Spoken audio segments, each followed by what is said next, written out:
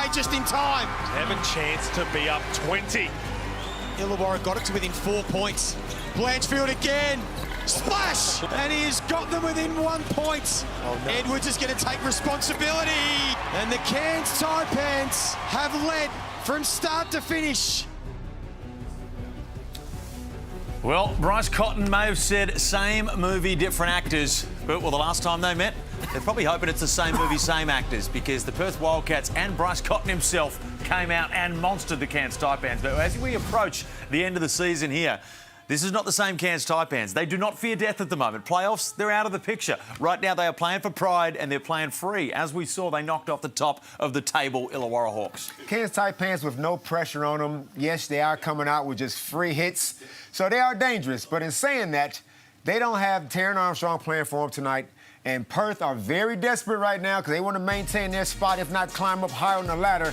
And this man right here on the screen, Bryce Cotton, he tends to have a field day against the Taipans. I don't know who they're going to send to him, but this could be a tough sled night for the Taipans. It is, and he's coming off that 44 points, and I think in the other game he had 35, so he's averaging almost 40 against the Taipans, so clearly he loves to get hold of them. And it comes down to your defensive strategies and how you're going to contain him. And it's a tough ask, but that's going to be the primary focus of the Cairns Taipans. But Felix, your point is valid. This is a Cairns Taipans team that's playing some pretty good basketball. They've got their bodies back, and they're coming into an environment where they're just out there having fun and enjoying themselves. The consequences of this are not great for them. And sometimes when you've got that level of talent combined with that attitude, makes them a very dangerous proposition. Potentially spifflication on the cards if the Cairns Taipans get rolling? For which way, you reckon? I'm going the Cairns Taipans. I reckon they can come out here and just say, you know what, I don't care about no jungle, some smoke cannons, Bryce Cotton. Slither away, little fellas. Now, it may come as no surprise that I like high energy and a bit of rah-rah, which is why I love welcoming our next man, Lockie Reid. Welcome in. The Mayor of Perth at this point. You're popping up every game now. Yeah, thanks very much, boys. Really excited about this game. As you said, Cairns Taipans coming in with a load of confidence, and they're a team that possibly can take on the Cats and, of course, well, just upset the top of the table run at the end of the season. Injury update, Taron Armstrong, you've already mentioned him, didn't make the flight over here to Perth. Good idea, because they had to fly from Cairns to Melbourne over to Perth, which is about a 7.5-hour trip. So good decision by the Cairns Taipans. Unfortunately, though, we won't see him in action. Dylan Windler, of course, struggling with that eye injury. He'll miss another game. I did see him yesterday, and the eye looks a lot better than it did last weekend, so promising signs. He'll return next week. Ty Webster, who's almost the forgotten man for the Perth Wildcats, he's still battling a hamstring injury, but I can tell you he trained with the team yesterday for the first time. Probably won't play next week, but should be right for the last round of the regular season. And a little update just for the fans here. News is that Trevor Gleeson has missed out on the top 5 of the Boomers coaching position, and they're all very disappointed in that. The top 5, Olgun reported it during the week. The two big ones, Quinn Snyder and Gordon Herbert. Herbert, of course, is an internationally renowned coach. And then I'm told the rest are Will Weaver, Dean Vickham and Adam Capehorn. Would love to know Gazy's view on that top 5. Are you happy with that one, Gazy? Well, the biggest shock is that if that's the top 5, then how Trevor Gleeson is not in the top 5, that's a surprise because of his record, what he's done, recent stints in the NBA. He's got that NBA connection, doing a terrific job in Japan, and he clinks when he walks because he's got that much jewellery from all the championships he's won. So really surprised to not see him there. But it comes down to whether they want that two-tiered system where you've got a coach that's going to get you to the Olympic Games and the World Championships, going through the qualification, and then bring in someone else to coach at the major events, or you try and get the one guy to do both. And Dean Vickham would be that candidate, I think, of the only remaining candidate, unless Adam Capehorn was prepared to pack it up, pack it in and come over here but and be here full time. So who knows? But by all reports, Quinn Snyder, I think, is the front runner. I'll jump on and say that it is disappointing. As someone who, I don't know, Trevor Gleeson from a bar of soap, probably going by my pronunciation of the name there, but it is very disappointing, I think, and it takes nothing away from the names on that list. But you would love to see a guy like Trevor Gleeson, who is surely worth being included in a top 5, one of the best coaches we have ever seen. And as you say, he clinks when he walks. We've got the Perth Wildcats taking on the Cairns Taipans, so that is our focus. Before we throw over to the fantastic Joel Peterson, Damon, your prediction for this one? Perth Wildcats by 36. What? I said prediction, not bold, Drewy. That is bold, and I say a little vague. I'm going to go with the Perth Wildcats by 10. Cairns Perth starts now. Looking to be the first player since 1991 to have 40 points or more in 4 straight games. Edwards has it taken away by Cotton, who races up the floor and lays it in. Cotton for 3 to make something happen to 3/4 time. Cotton's got 31. Oh, my God. Somebody come and help Jonah. The Perth Wildcats with this man leading the charge and up to 36 points. 41. 44. Why not? Bryce Cotton with 44 points. Well, here's the main attraction in town on any old night, Bryce Cotton. And the last time he saw the Cairns Taipans, he gave them 44 of the very best. They will be rolling in to see him in action once more, this time at RAC Arena. A Saturday night double-header closes out west with the Wildcats taking on the Snakes. Great to have you with us. Joel Peterson, Damon Lowry, Andrew Gaze and Lockie Reed, your call team, our Mitsubishi Motors ladder. It is 3rd and 10th, and Damon, the Wildcats are right in the mix at the top of the table. Yeah, Joe, Saturday night, man, let's hoop. Perth are trying to get a top 2 spot. It's right there for them. They're coming off of a tough loss. I expect them to come out all guns blazing and take care of the Cairns Taipans. I feel like this could be light work for them, Drewy. Yeah, well, on paper it should be when you look at that ladder and you see the troubles that the Cairns Taipans have been having. But anytime you're coming off a win against the #1 team in the competition, you better respect them, or you're going to come in and you're going to go home, you're going to stay at home very disappointed. And this is the last time they played, and this was during that purple patch for Bryce Cotton. And most people, when you're talking about a scoring purple patch, they're averaging 15 to 20. Well, across that purple patch, our man Bryce Cotton, he was dropping 40 plus and just making a mockery of the defenses that are going around the competition. Now, he is coming off the last 2 games combined 11 of 40. That, to me, smells dangerous. Have a look at those numbers from round 10 onwards. Spectacular.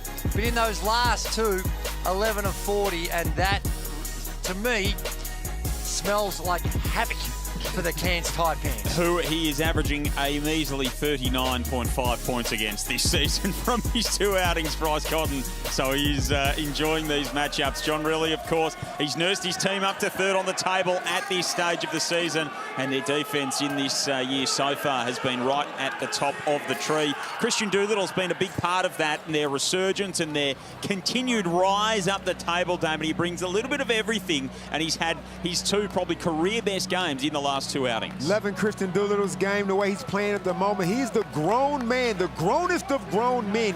The way he goes about it, it's all business. He's got a nice mid-range game. He's like a throwback to the old school player. He doesn't do a lot of stuff from the 3-point line. He just gets to his spots, shoots over defenders, uses his strength and size, like a mismatch right here to Chris Godin. I'll just get you down here and just jump over you. Mid-range expert Christian Doolittle. Love the way he's going about it, Drewy. Yeah, he is. And at the other end of the floor as well, he's so versatile. When you're switching a lot, he can guard virtually 1 through 5. And the power, and he never looks like he's in a hurry. He gets to his spot and just uses that big frame to create some separation and is able to knock him down. Incredibly efficient in his last outing with those 33 points. Absolutely. Keanu Pinder, of course, part of that front court too, former Cairns Taipan. So the West Australian native is always excited to play his former team, no doubt. For the Taipans, of course, they've sort of turned things around in the last couple of weeks. Their numbers in January have been a little bit more impressive. There you see Keanu Pinder, 14 and 6 this season, coming in limited minutes, so very productive when he is out there, if not playing massive minutes for John Riley's team. The Snakes are in an interesting position that now they come in with a little bit of confidence, Damon. They've upset Illawarra a couple of times now. They did it again most recently on Thursday night, and it just got a little bit of a sniff that they could come into this building and maybe cause an upset. Adam Ford, when he put his starters on blast in his press conference, those guys came out and responded. And they didn't do it in a selfish kind of a way. They actually played the best team basketball I've seen Cairns play all season, considering they didn't have their starting point guard, Taron Armstrong. If they can come out and do that again twice in a row, yes, they give themselves a chance. I just feel like Perth's going to be too strong on the day. And I reckon this guy here, Tanner Groves, he needs to have a big one. He's got his three-point shooting on track. He can work around the rim. He's a lot more athletic than he actually looks. But his work on the glass in particular is going to be important. And he needs to score. But from what we've seen of him, his best is really good. And he's a guy that you hope the Cairns Taipans can hang on to, because he's shown enough to say that he can be a high-quality player in this competition. 23 last time these two teams met. Did Tanner Groves is in that starting five with Pedro Bradshaw, Sam Wardenberg, Alex Higgins-Titcher, and Rob Edwards for Adam Ford and the Taipans. For the Perth Wildcats, it's Doolittle, Almanza, Henschel, Cotton, and David Aquera continues to start for the Wildcats. They come into this one 15-10. Perth back at home. An imposing record against Cairns here, having won one of their past 9, only the Snakes.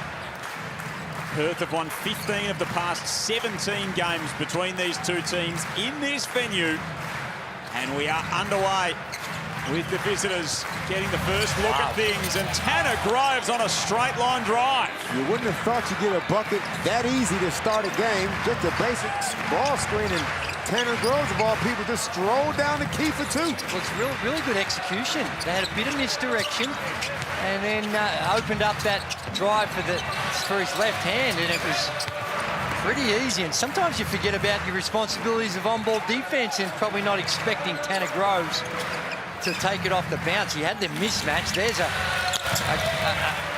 just got to recognise Bryce Cotton trying to guard Groves on the box, needed to find him the ball. Cotton guarded by Higgins-Titcher in the early going here. Just who they go to on Cotton will be fascinating to see. He's a little bit strong that time.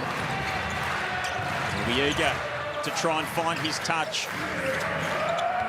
As Drew said earlier, going 11 of 40 in his past 2 outings. Wardenberg, nice pass to the corner for Higgins-Titcher. Great start for the Cairns Taipans. We've been extremely happy to see the way Titcher's been developing under Adam Ford, and you just can't be happier for a young guy. DP getting extended minutes due to a lot of injuries, and he's out there having a real crack. Well, he's got to guard one of the toughest assignments over the last couple of weeks in Doolittle.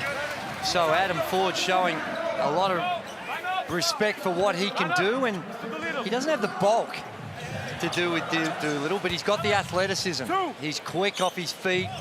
He can slide those puppies and keep people in front, although he didn't do it that time. But if he does get beat, he can play around the rim with his athleticism. And if he can consistently knock down that wide open 3-ball, he is going to be in this league a long, long time. It's a big task that he's got, because this man's been in a rich vein of form. 60 points in his past 2 outings, Christian Doolittle. 27 in the win over Adelaide before 33 in the loss to Melbourne.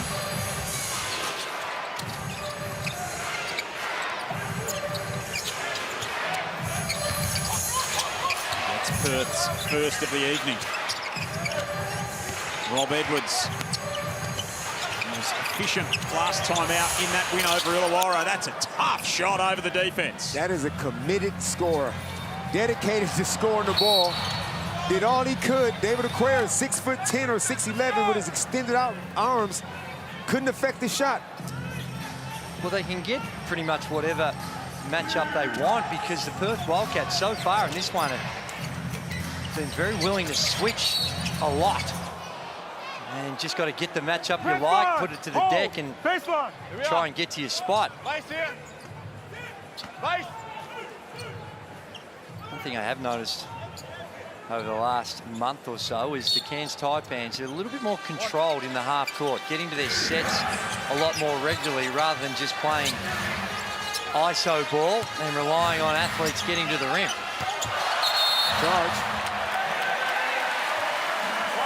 Tanner Groves just buried his shoulder into the very, not quite fully developed chest of David Aquera, but he put his body on the line, and Tanner Groves got to be careful. He is foul prone, but has been great the last few games. He definitely doesn't need to stay out of foul trouble tonight.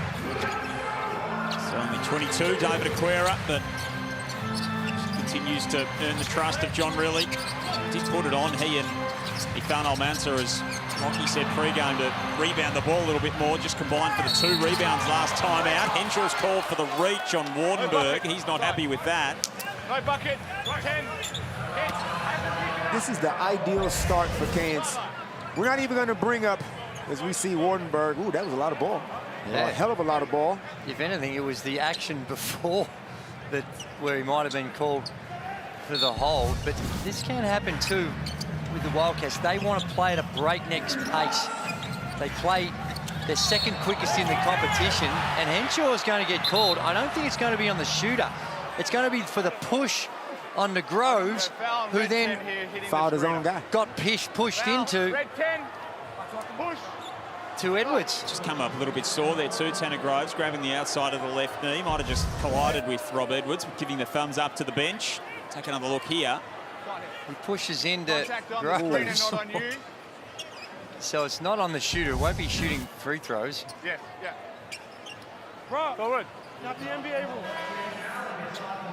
Benny Henshaw picks up his second foul, gets himself an early spot on the bench. It's an early minute for Ben Henshaw. Todd Withers comes into the game, the nominated replacement player. Henshaw's heated up. So 7-2. Taipans on top in the early going. Great to have you with us. As Wardenberg jacks the 3 ball. Doolittle, the only 2 points for the Wildcats so far.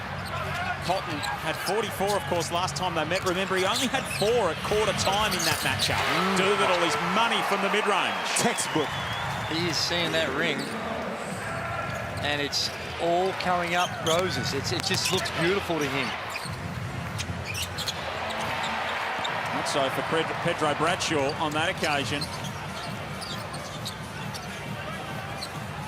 Doolittle gets the rock again. Looked like he might have taken steps, just got the ball away, but it'll go back in Cairns colours nonetheless. Well, they're doing a really good job of slowing the tempo down. And they're doing it, one, by how they're playing their offense. They're getting it through hands, getting it to side. But defensively, they're clogging up the middle. Defensive possession from the Wildcats. Come back the other way again to Doolittle. He's got all 4 points so far. Trying to make it 6. Can't do so. I think Sam might have got a hand on that one. And like Drew, even that shot that Rob Edwards just missed, he could have made it, but you got to be careful. Yeah. Because you start taking those no-pass offense shots, now the tempo won't stay like you like it. Good rim protection from Aquera. Then he gets a hand on the pass as well. Edwards thought about it from a mile out. Steps a couple in. Can't hit from the edge of the 3-point arc. Slow going offensively in this opening term as Bryce Cotton winds up. Imagine being a DP, Alex Higgins teacher. You got Bryce, and you're out there on the island. If I had a whiteboard prepared, Drew, for this game, I didn't get the chance to break it out. But on the whiteboard, I had don't let Bryce play one-on-one against anybody. There wasn't much you didn't have on that whiteboard. I don't know how big that whiteboard was. There was a lot of messages on it. Sam Wardenberg stepping back and cashing it through. There actually wasn't a lot of messages. It's just the few messages were really long. Wow. Cotton stepping back. Underneath Almansa. John Riley will be delighted with that. Energy from the big man. And this is what Johnny really is expecting out of the youngster, the next star, Izan Almansa, as we look at the Amy replay. And Pedro, that's just good defense, but it's just a better offense. Cash by Sam Wardenberg. But yeah, Izan Almansa and David Aquera, 2 young guys, it's almost gravy, whatever they can give you early in the game, because you know you're bringing in Keanu Pender, Jesse Wagstaff. You're going to bring the veterans in later. So I feel like he's just trying to get an enthusiastic start out of the young guys. So right on halfway in this opening term, Perth trail by 3. Let's check in courtside with Lockie. Gents, great start by the Cairns Taipans, especially after what they went through yesterday. 7.5 hours on a plane. They had to go via Melbourne. Usually they get the direct flight from Cairns to Perth. Yesterday went via Melbourne and then over to Perth and then had to be evacuated from the airport upon arrival. So a tough ask, the 24 hours, but they've done really well to be 10-8 at this stage. That is a tough travel ask. It's not an easy trip at the best of times, let alone with that going on. And you come to play this man. Cotton can't hit, but Pinder pulls it down and puts it back in. And ties us away at 10. Timeout. 10. You think that's a tough trip? You try going down Punt Road, Hoddle Street during the Australian Open. Good point. It's gridlock, Drewy. That's right. 10 points apiece here at the Tangerine timeout. 4:39 remaining. The Taipans have made a hot start before the game. Lockie caught up with one of their stars, Sam Wardenberg. Well, Sam, how much fun was it ruffling the Hawks' feathers, and can you do it again against a contender tonight? Yeah, that was a lot of fun, you know, being on the home court there. Our fan base has been amazing all year long, showing out for us, and, you know, it's something we needed to do for them, getting a win on that home court, and, you know, we had every guy step up, really. You know, we had all 5 starters in double digits and whatnot, so that was a lot of fun. A little bit of drama leading up to this game. You flew via Melbourne, which is unusual. Then you were evacuated from the airport, and it's your 4th game in 9 days. How are you feeling about all that? Any excuses? No excuses, you know, that's just how it is for us. That's how it is for a lot of teams. There's always things unexpected, but it's that what's next mentality, you know. So I don't know what the hell happened at the airport last night, but guys got back to the hotel, everyone got rested and whatnot, so we're feeling good. He's quite unflappable, the big Kiwi, isn't he? In his 3rd season in this competition. He's made an impressive campaign again this year, Sam Wardenberg, but he just brings that level head to things for Adam Ford. I feel like he's definitely matured from last season because he had quite a few games last year. You can just see the emotions getting the better of him. He just seems a lot more measured, and that just comes from just experience. So tied at 10 in the early going here. John Peterson, Andrew Gage, Damon Lowry, Lockie Reed with you. Second leg of a Saturday night doubleheader after the South East Melbourne Phoenix put up a franchise record, if you don't mind, 116 points in a 36-point drubbing of the Tasmania Jack Jumpers.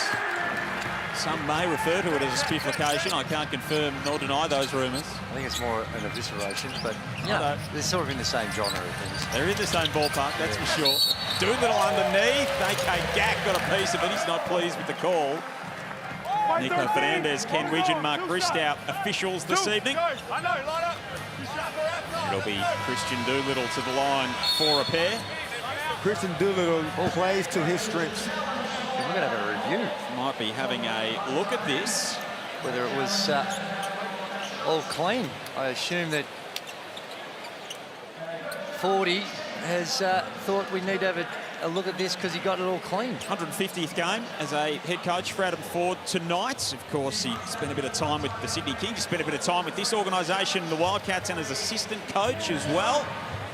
In his 150th game in charge on the sideline this evening. He gets an early look at a coach's challenge.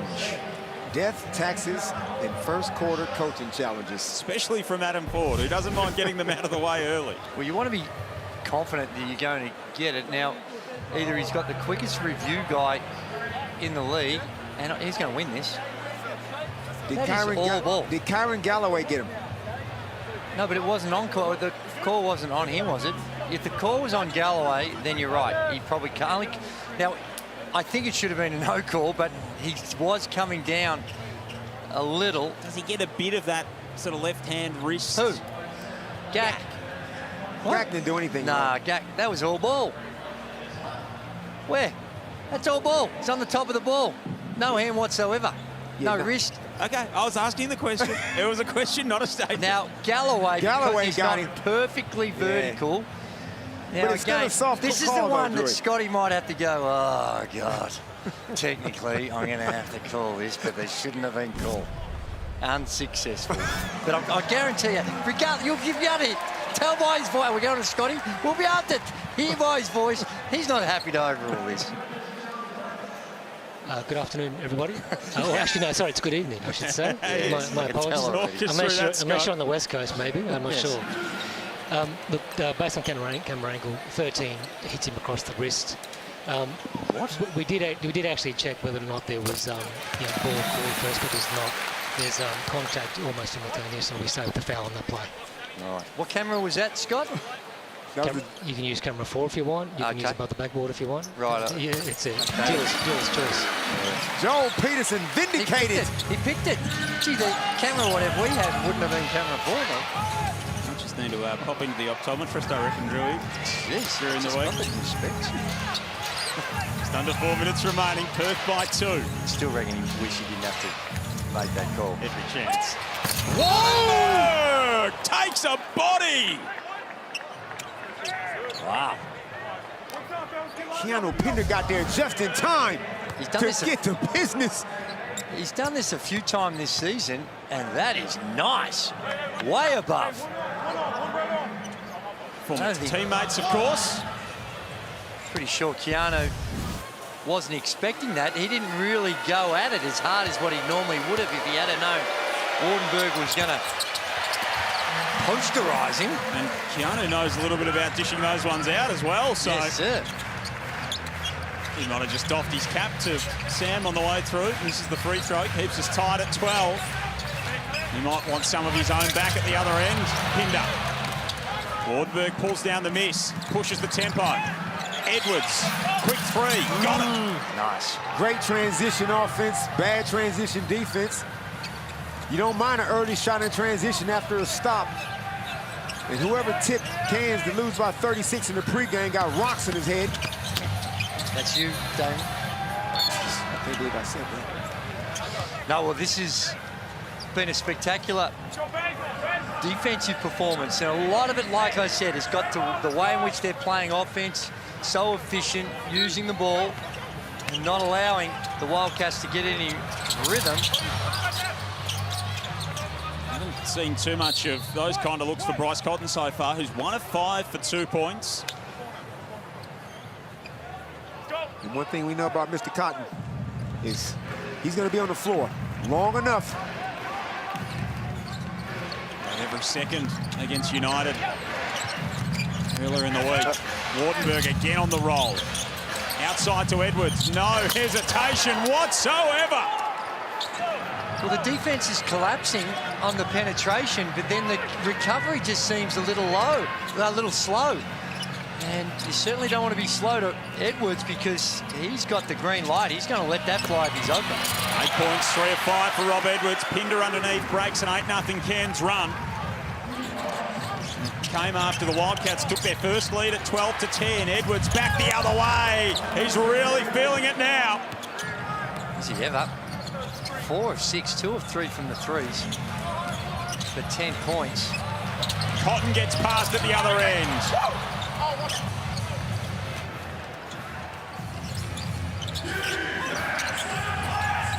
And they get it to Edwards, who's got the hot hand. Oh, he's missed him. Gack underneath, no good.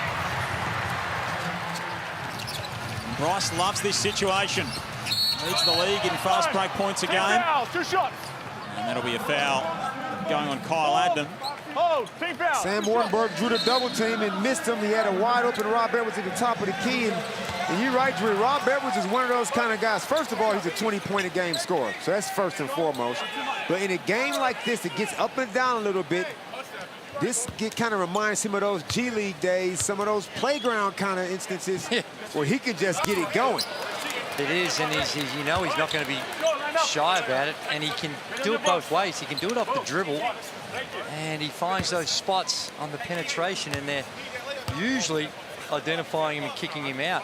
I thought it was a good foul by Carl Adnam. Now he's up going to the line, pinned up for a 2, but there was a mismatch down low, and he just sacrificed a foul. Using the penalty for the remainder of this opening term. Oh, an awkward fall. Gack just sliding through the paint there. A little bit unfortunate, but he's up, which is good to see. Lost the footing on the landing as he came down the keyway. Sometimes those ball screens happen so early, Drew, and the guard kicks it to the big so early. The bigs now got to take 2 to 3 dribbles to get on the rim. I think Kyle could just be a little bit more patient, let that develop a little bit more. Cotton, Hiram Harris, Keanu Pinder, Todd Withers, Elijah Pepper, the 5 that John Riley's going with at the moment. That'll go back with the Cairns Taipans, who've got Edwards, Adnam, Gack, Groves and Bradshaw out there. Lead by 5, the Taipans.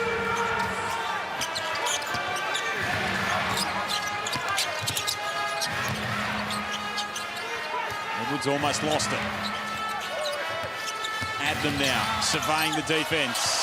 Cotton got a piece of it and sees the open floor.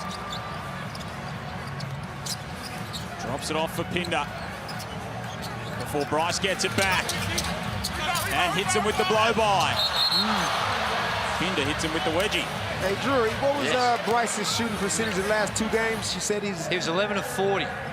And now he's 1 of 8. So what are we looking at? 12 of 48 now. It's rare when we see Bryce go through shooting slumps like this. 25%. And he's not going to lose confidence in himself. But it's just rare to see this much missing going on from Bryce. Right, every second of the game so far is Cotton.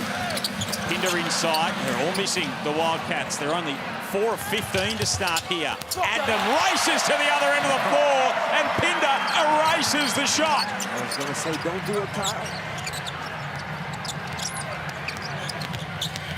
Doolittle now.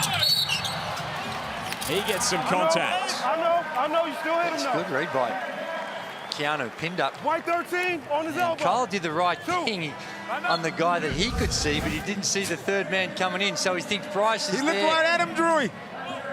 And he's thinking, oh, well, Keanu's just going to go through the motions. Well, Keanu goes up. And he probably thought that he was going to the other side to have that ring help him out protecting that shot, but Keanu comes flying in. That's an impressive time block.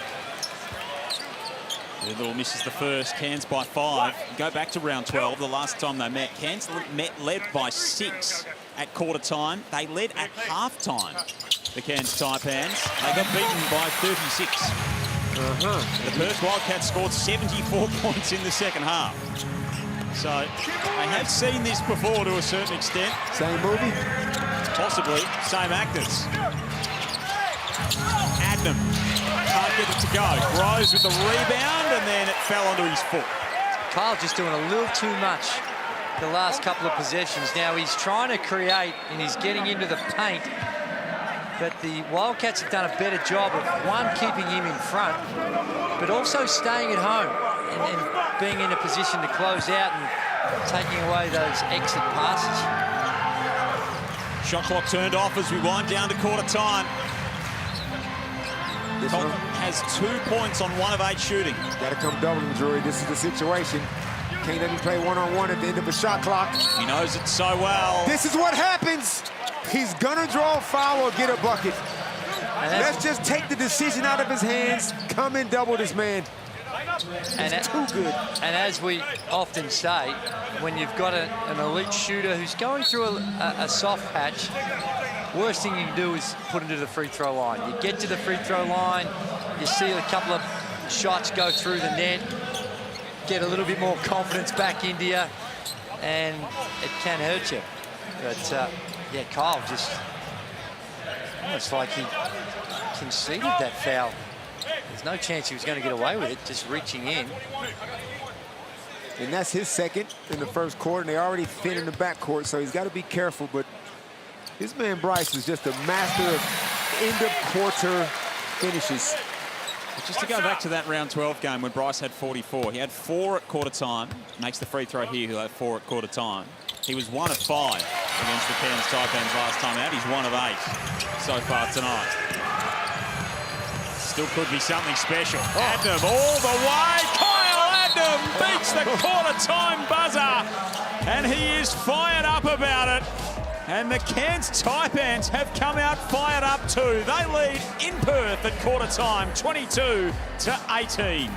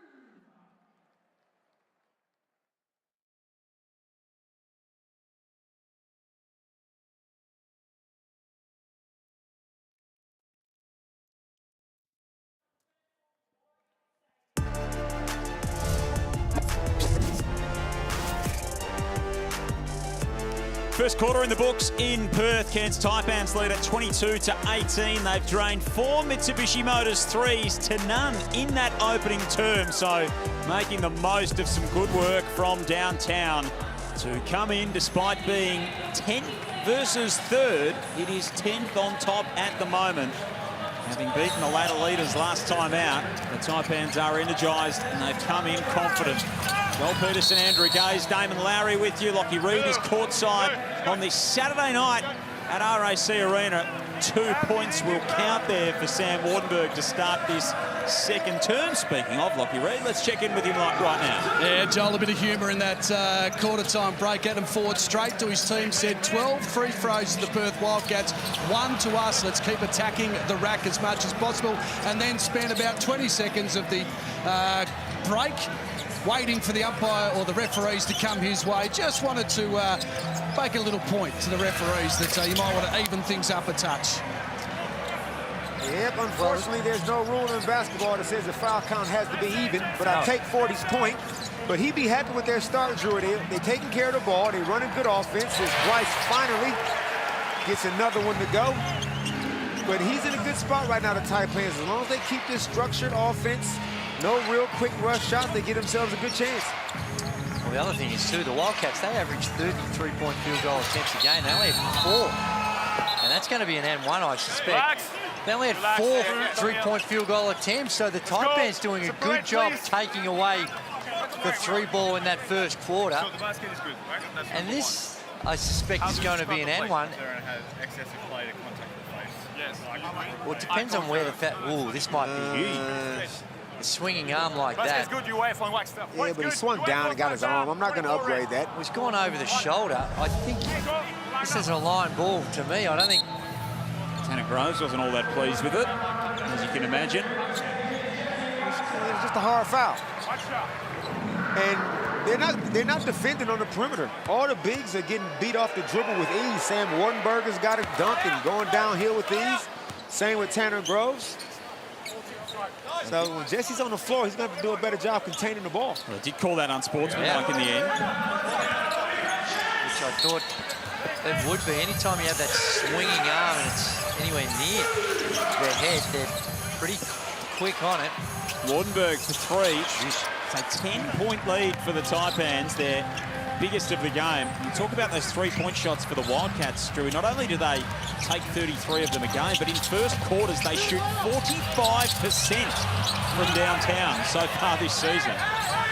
0 of 4 in the first quarter here. Doolittle's on the floor underneath the basket. In fact, it is Doolittle as Cotton hits that shot.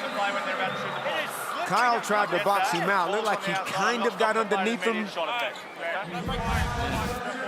Yeah, watch Kyle here. Yeah, Kyle, that should have been his 3rd foul.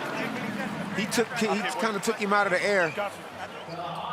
He's trying to box him out and gets underneath him a little bit. All the weight comes down on that left leg. The hip, I think, is the area of concern for Doolittle. Just hypothetically speaking, if a player goes down like that and he's in the key, the ref could call a 3-second call. But I feel like he felt like he kind of got taken out, and I should have called a foul for him. I'm not going to do him dirty by calling him for 3 seconds as well. Tanner Groves gets planted into the paint. No resistance, Drew. The bigs are penetrating with ease. Some really good basketball from the Taipans in the early going. Cotton likes the matchup with Galloway. A whole lot of standing around, though, with the Wildcats on this possession. It was ended up in pretty reliable hands with the advantage down low with Kinder. But I suspect John really would have liked a bit more man movement in that set. 7-point Taipans lead. Kyle Adnam trying to make it 10. Bradshaw pulls down the rebound.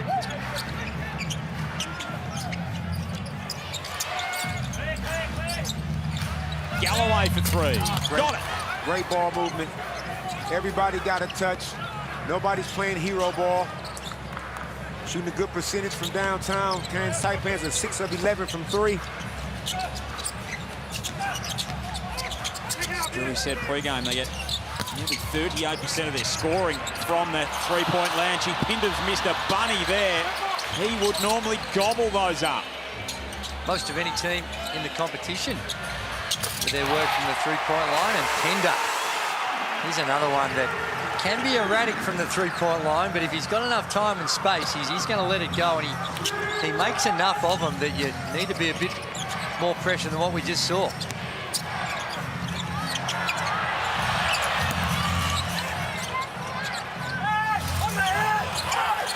Sam Wardenberg desperate for a foul call. Slapping the cranium as he came back down the floor, saying this is about where I copped one. Cotton underneath, terrific finish.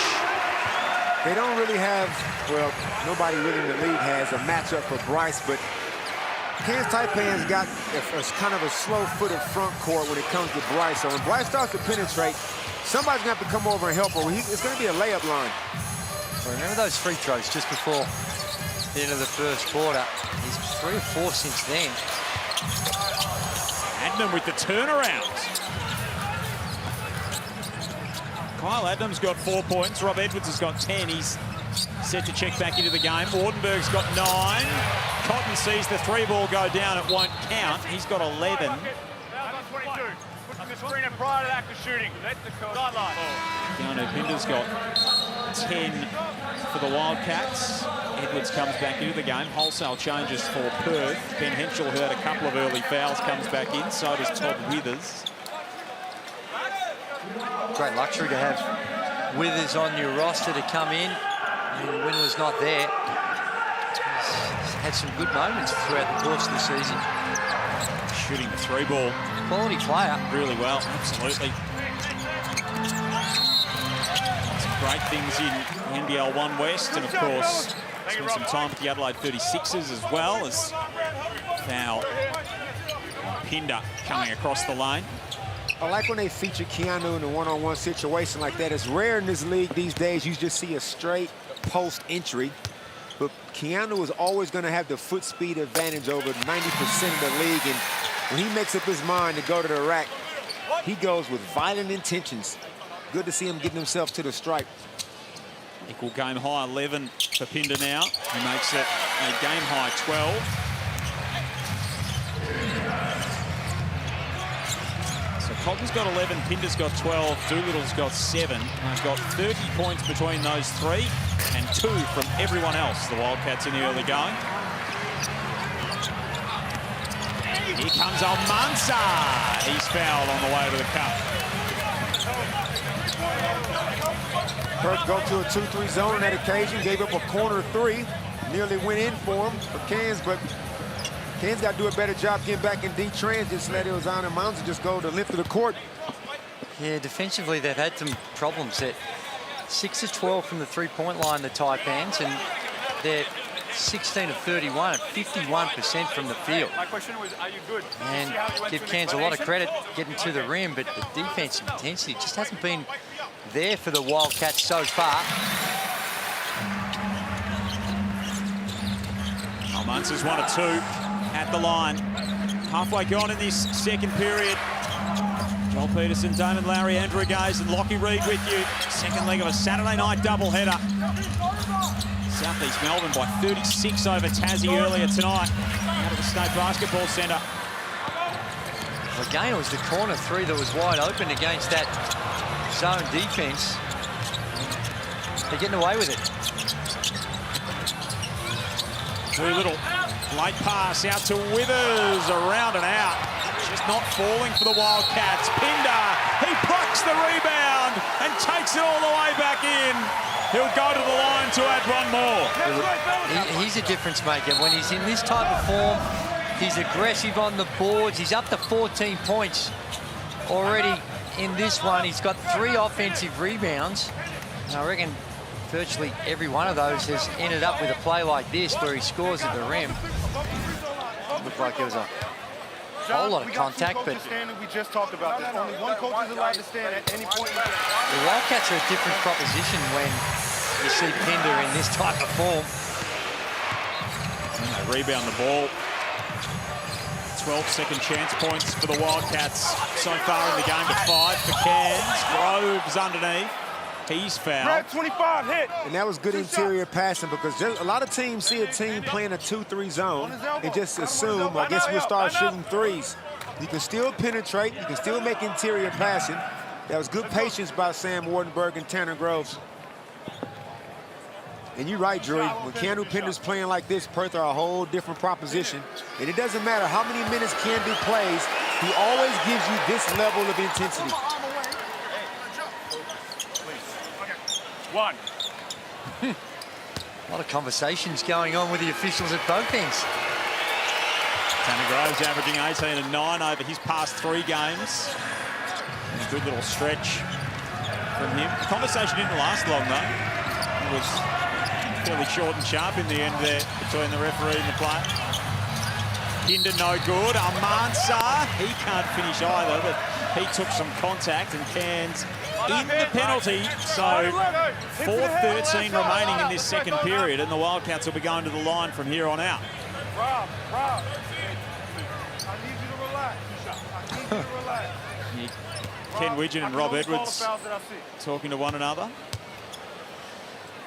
And this is a period when Bryce Cotton is not on the floor. Who do you play through? Now, Doolittle is the one. He's got the 7 points, and of course, Pinder has been terrific. Once he splits another pair at the line. It does have a little different look about it because Bryce plays so much. It is a different look when he's not on the floor. Adnam in the corner, stripes the triple. Corner threes. You're playing with fire. Well, it looks like it sort of starts out in a 2-3 zone, but then it's more of a 1-3-1, and you are exposed in the corner as Pinder just getting to his spots and finishing around the rim with ease. 17 for Pinder. The other end, this end, the Taipans are 7 of 14 from downtown. Edwards wants to buy into the action. It was great the first quarter, then a little bit quieter here in the second. Kyle Adnam. Fight for the rebound. Tanner Groves had a fair old piece of Keanu Pinder there as they were headed to the I hardwood. got 25 grabbing him before he goes out of bounds and staying white ball. White ball. Red 25. Hold. White ball. That's a foul on Pinder. Wow. Well, he came from behind, I guess, and they're saying before Groves grabbed him was when the contact on Pinder occurred. It sounds like we might have a review. Did seem a little odd, didn't it, Joel? Let's have a look. Oh, my goodness. Keanu is hard done by on that one. That has to be overturned, doesn't it? Yeah, that'll get overturned. He's in front.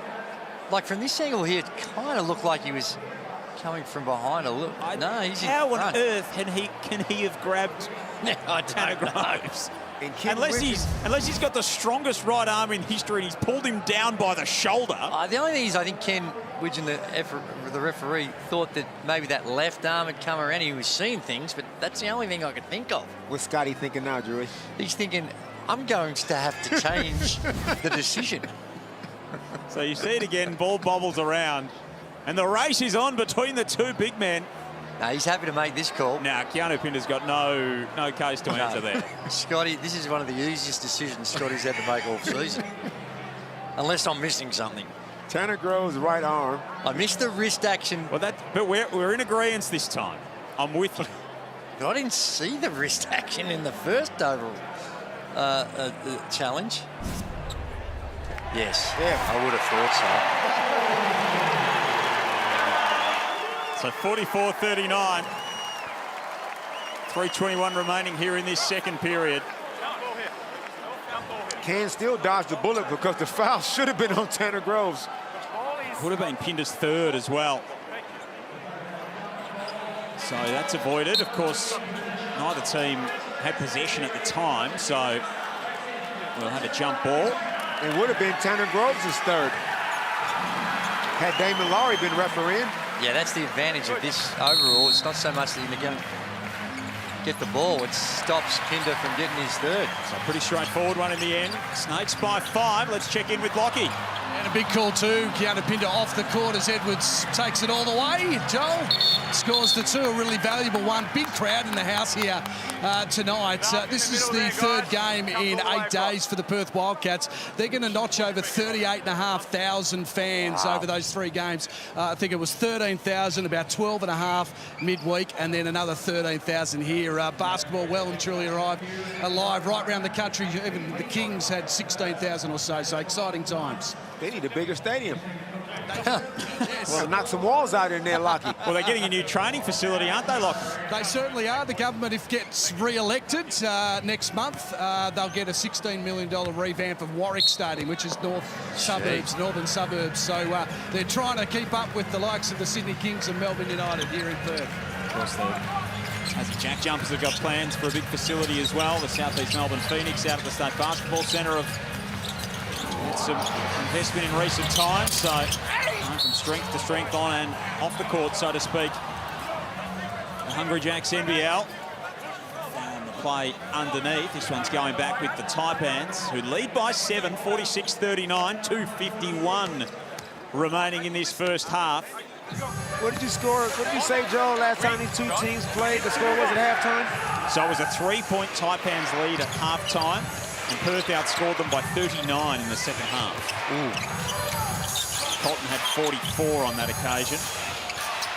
And you see on your screen, 128-92. So highest score of the season by any team. Franchise record for the Wildcats. Well, Joel, we saw it in the game before this. It was a contest in the first half with the Jack Jumpers and the Phoenix, and then 1 point the difference at halftime, and it ended up in a 38-point thrashing. This feels like a different Cairns team to the one that was playing around that time of the season, though, that they've got a little bit more resolve, a few more sort of minerals that they've been able to mine, Damon. Yeah. Great play. Execution. They found a way to play without Taron Armstrong. A lot of teams, when one of their gun players goes down, they struggle a little bit, but Cairns have found a style of play that has been very effective without Taron. 35% shooting for the Wildcats in this first half. They have not been at their best at that end of the floor. Cotton almost with the circus shot over his head. This is going to be the 20 and 21st free throw attempt for the Wildcats. The Taipans have only had the 4, but your point is valid, Damon, and nothing in the rule book says that it has to be even. Quite the opposite in their last game too. Perth had 12 less than Melbourne. Cairns had 17 more than Illawarra. I mean, you have to look and see, are these actual fouls? I mean, you get yourself into the bonus. Rice dribbles, goes baseline, he gets fouled. So coaches tend to look at the result of the foul as opposed to, are you actually doing some fouling? Yeah. The best way to not have a high foul count is to not make illegal contact with the opposition generally. Not generally, that's fact. That is absolutely positive what you're saying. And the best way to avoid fouls is good defense. 8-point lead to the Taipans. Could another upset be brewing in this wild NBL season? Rob Edwards has left that one about a foot short. Uncharacteristic from the man they call the microwave. Cotton slicing inside and pulling up. There are some worrying signs for the Taipans, albeit that they have a 6-point lead, because the little maestro is now up to 14 points. 10 in this quarter alone. Groves gets a friendly roll. He does it quiet. He's an accumulator at times, and end of quarters is when he's his most dangerous. He does it quiet until he starts to get go. very, very loud all of a sudden. Well, that's inexcusable by Groves. You've got the greatest scorer in the competition coming off an on-ball, and he's way too deep. Got to offer whoever's guarding Bryce some help. Have a look at the Amy replay. Cotton's last couple of baskets. Now, this is just individual brilliance. And maybe you got to keep him on the sideline. Don't let him go right. He goes right again. You see Groves, how far off he is? That he's got to be at the screen when he comes off, and as soon as he goes past the screener, you've got to be there to jump out, dive at that ball, and make Bryce Cotton, at the very least, retreat. And that's why he's been subbed out, and to the fact that he has 2 fouls. So you don't want, I mean, and Tanner's probably thinking, if I go up there too high, I might get my 3rd foul, but I just feel like at the end of a quarter, 2 minutes to go in a quarter and Bryce starts this kind of stuff, you got to send a double at him. Keanu Pender's their next best scorer. Well, he's their best scorer tonight with 17 points. He's off the floor. I'm going to make somebody else beat me at the end of a quarter. Bryce has already got more points in this game than he did on Wednesday against Melbourne. Wagstaff for 3. Game 498 for Jesse Wagstaff. He's still doing it in style. And that's what a lot of people will be saying, well, this is what happens when you offer too much help. You've got a guy that picks and pops, and that's why with those on-ball screens, blitzing him or sometimes even switching, so you can cover both, the screener, and we've got to find a way to cover Edwards as well. Good luck. Rob Edwards has got 15 points, 6 of 9. We've seen him a lot of times take a lot of shots. He's a volume scorer, we know that. That's super efficient, though. And in the 2-for-1 situation, that was, oh, Lord. Cotton almost shook Edwards out of his boots. Well, he did in the end. He just couldn't nail the finishing touch. We've got about 3.5 seconds between the shot and the game clock. Elijah, just know this is going up. Adam Ford barking the instructions on the sideline. Edwards steps back, 3 ball, strong. Well done from Higgins-Titcher to pull it down. And he takes some contact from Doolittle, and AHT will head to the line. That's his calling card. Alex Higgins-Titcher. The energy around the boards is where he's at his best. And he's such a good athlete and times it well. Just when you think of him and how you can mould him and refine his skills, he's got a lot of upside. And this is what he did against the Illawarra Hawks. Just relentless on the offensive glass. He's got a motor. So it's a 9-point lead as we go to the half. Pepper from half court. Well, if anyone had the range, it was probably Elijah Pepper. He can't hit. And the Cairns Taipans, fresh off beating the ladder leader Illawarra Hawks, coming cross-country with a trip to Melbourne and being evacuated from the airport, if you don't mind. They lead by 9 at half-time over the Perth Wildcats, 56-47. Let's go down to Lockie. Well, Rob Edwards, you love playing the teams that are contending at the end of the season. This has been another great performance. Yeah, I mean, we all locked in. We all know what we got to do. I mean, we just ain't going out without a fight. What about that trip yesterday, 7.5 hours on the flight? You probably had some excuses coming to this game, but this team seems to really be gelling nicely together. Yeah, it was a long day, but I mean, we grown men, we mature, we know we signed up for it, so we just gonna push through, do what we gotta do. And you're gonna hold on. Yep. Very nice, mate. Well played so far. Appreciate it. It's always good value, Rob Edwards. He's got 15 points at the half, and the Snakes have a 9-point lead, 56-47. Plenty to like for Perth fans, including a feature on their young star Ben Henschel. That's all next.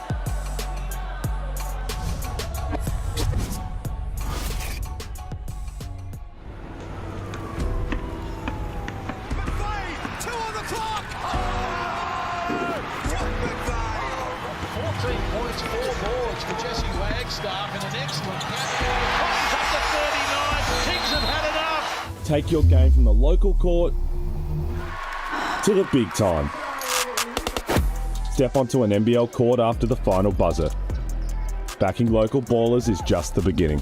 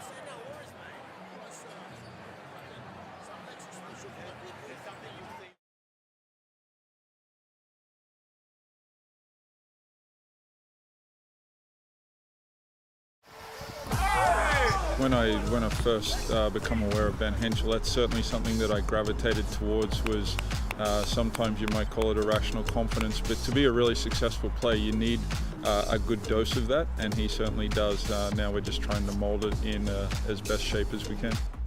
I'll read off you. You make a read.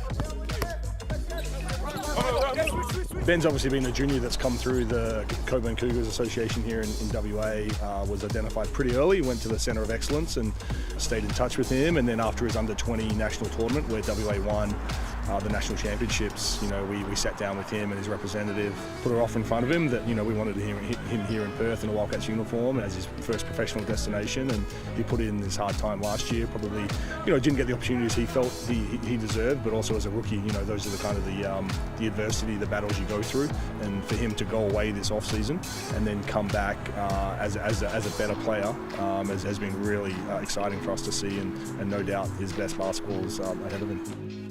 So I grew up in Perth, so there was a Wildcats Academy when I was a bit younger, maybe 15, 16, that I started out in. I guess my earliest memory was maybe when I was 9 or 10. My mum signed me up for a little basketball clinic down at Willerton, and I remember the first time we went there, I hated it, couldn't stop crying. I don't know how much I got involved, but it was tough for me.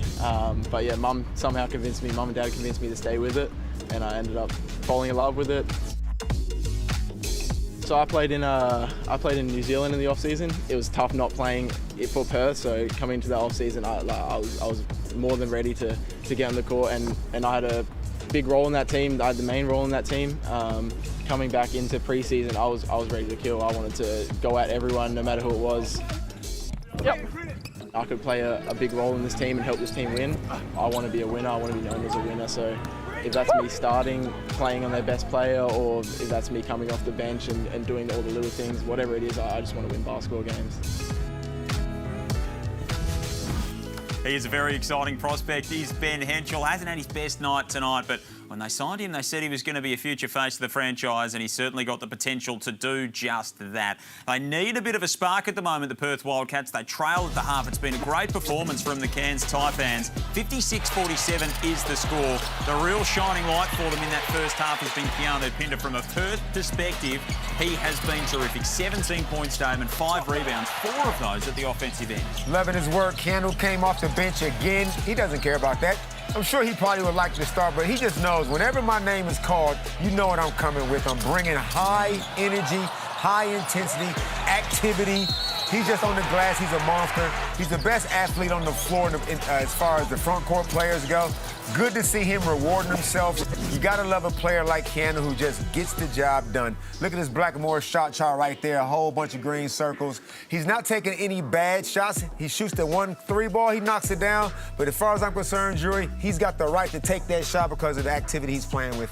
Yeah, he's a high-quality player, and like we mentioned throughout the call, when he's at his best, it's a different look to the Perth Wildcats. And if they're going to contend for a championship, how they get this type of performance out of Keanu Pinder on a regular basis, I think is going to be a very significant determining factor. Yeah, his ceiling is a big part of where Perth can potentially go. Speaking of ceilings, we know that Rob Edwards has a very, very high one. He's got 15 points in that first half, 6 of 10 shooting for the Cairns Taipan star. He's been really impressive again, and he started out really hot too, Drewy. Yeah, it is. And the thing I like about his game tonight, it's been efficient. 6 of 10 from the field. He has been known from time to time to take matters into his hands and take some really tough shots. And I don't think the Perth Wildcats put the attention into him as much as they needed to start this game. He got things going. The intensity wasn't quite there on the defensive end.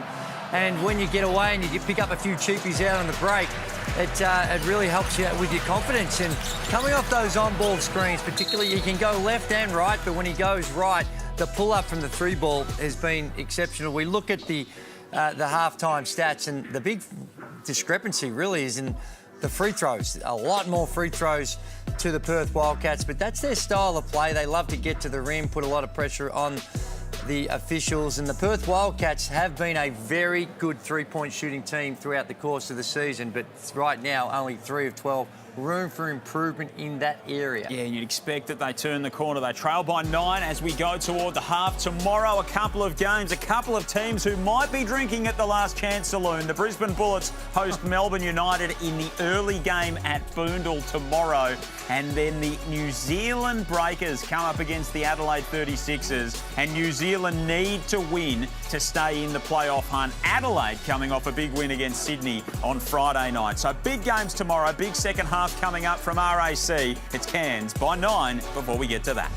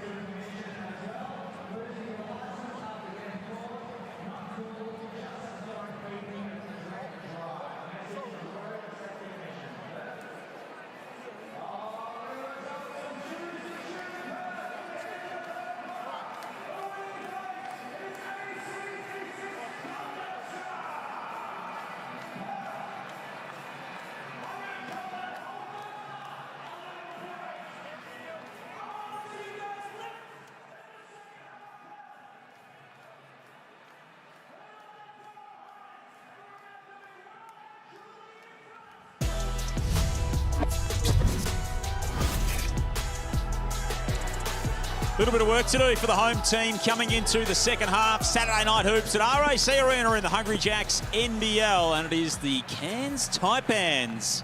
They are the giant killers of the competition in recent times. They lead the Perth Wildcats by 9, 56-47. Joel Peterson, Damon Lowry, Andrew Gaze and Lockie Reed. We've already had the David versus Goliath battle. I don't know whether Goliath's got a brother, but David's back in town and he's looking for another scrap. And the Taipans are doing it pretty nicely. The Cairns Taipans is that party guest. You just don't want them there. You want them out of there. Only if the party's at your place. And just keep rocking up. He's certainly having some fun at the moment. Why not? It's great to see the energy, the intensity and the inspiration they're playing with as Jesse Wagstaff tries to motivate his team. What do you think John really would be looking for in the early stages of this third term, Drew, from an adjustments perspective? Well, I think he would be really excited and happy with what he saw in that first possession on the defensive end. I think that's the area of the game where they need to lift this Taipans team. That only, now I know there's been some variations, only averaging the mid-80s, I think, or thereabouts. And they had over 50 at the halftime break, so that's way too many.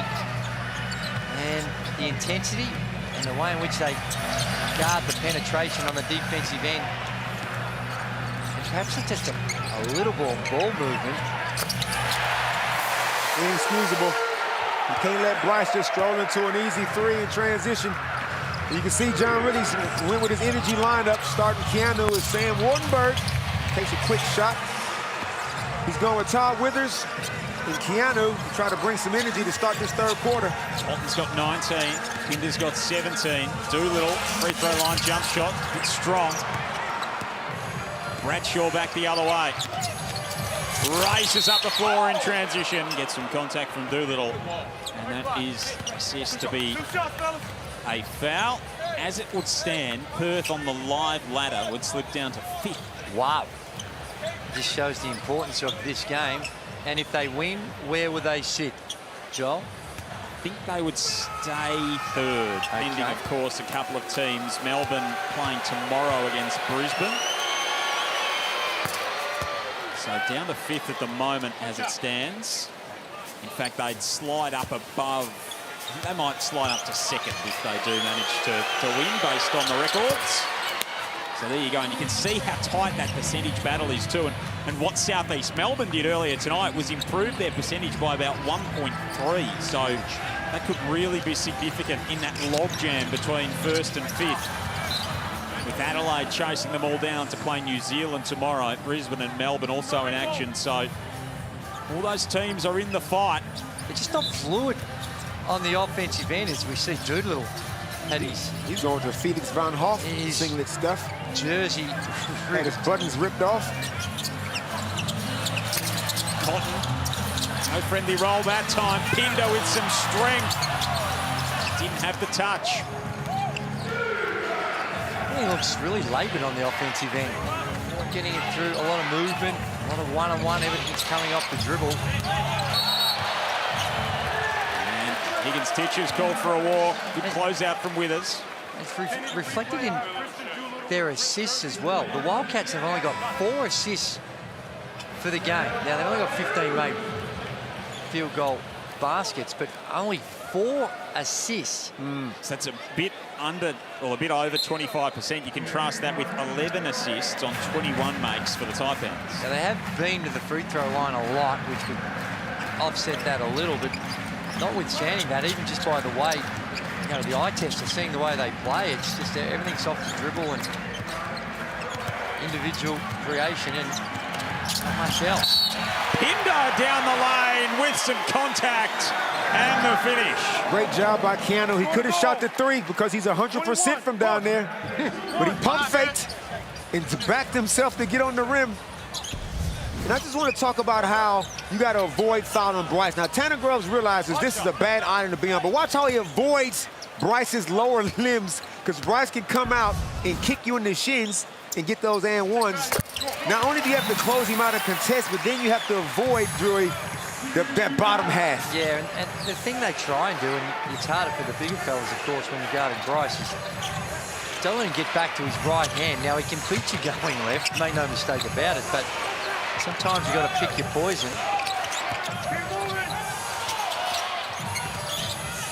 Edwards from the free throw line nails it. I'm glad that shot went in because Sam Wardenberg had Benny Hinchell pinned underneath the basket, and Rob decided to go against it, but he's in scorer's mode. Henschel down the lane, his first points of the evening.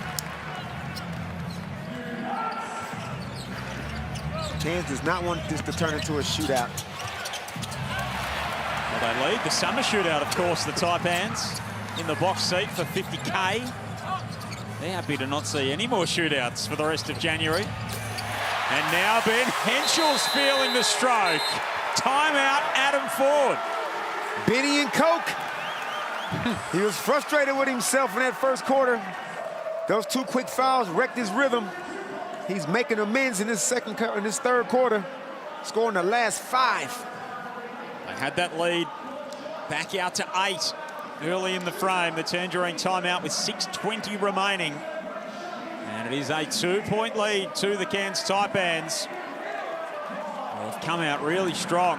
Playing some terrific basketball so far in this one. And now the challenge is for Adam Ford to try and get them to make it sustainable. Stay with it. Now, offensively, the only difference is we're sharing and trusting each other with the ball. Get to the next action and you see the quality of shot we get. If it's a walk-up, stay with the punch three. Stay with the punch three. Hey, remember trans, if it's a guard, big. Guard and a big. Move it. Play. Here we go. Just on three. 1, 2, 3. So John really had a momentary pause among all of that.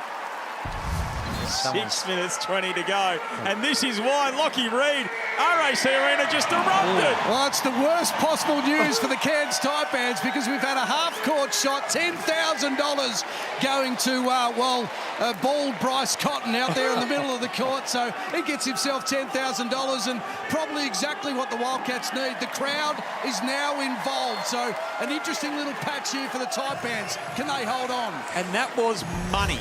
It never looked like missing. Nothing but net. Nothing. It was. He's clearly done that before. That fella. Good arc on the shot as well. Very nice bit of work. And yeah, John really had to just call a momentary pause to the timeout. The crowd went absolutely bunter in the background. And our Amy replay. Cash rules everything around me. Cream, get the money. Might have to send that one to the replay center on the old foot on the line there. Let's not do that. What's an inch when you've got that far to go?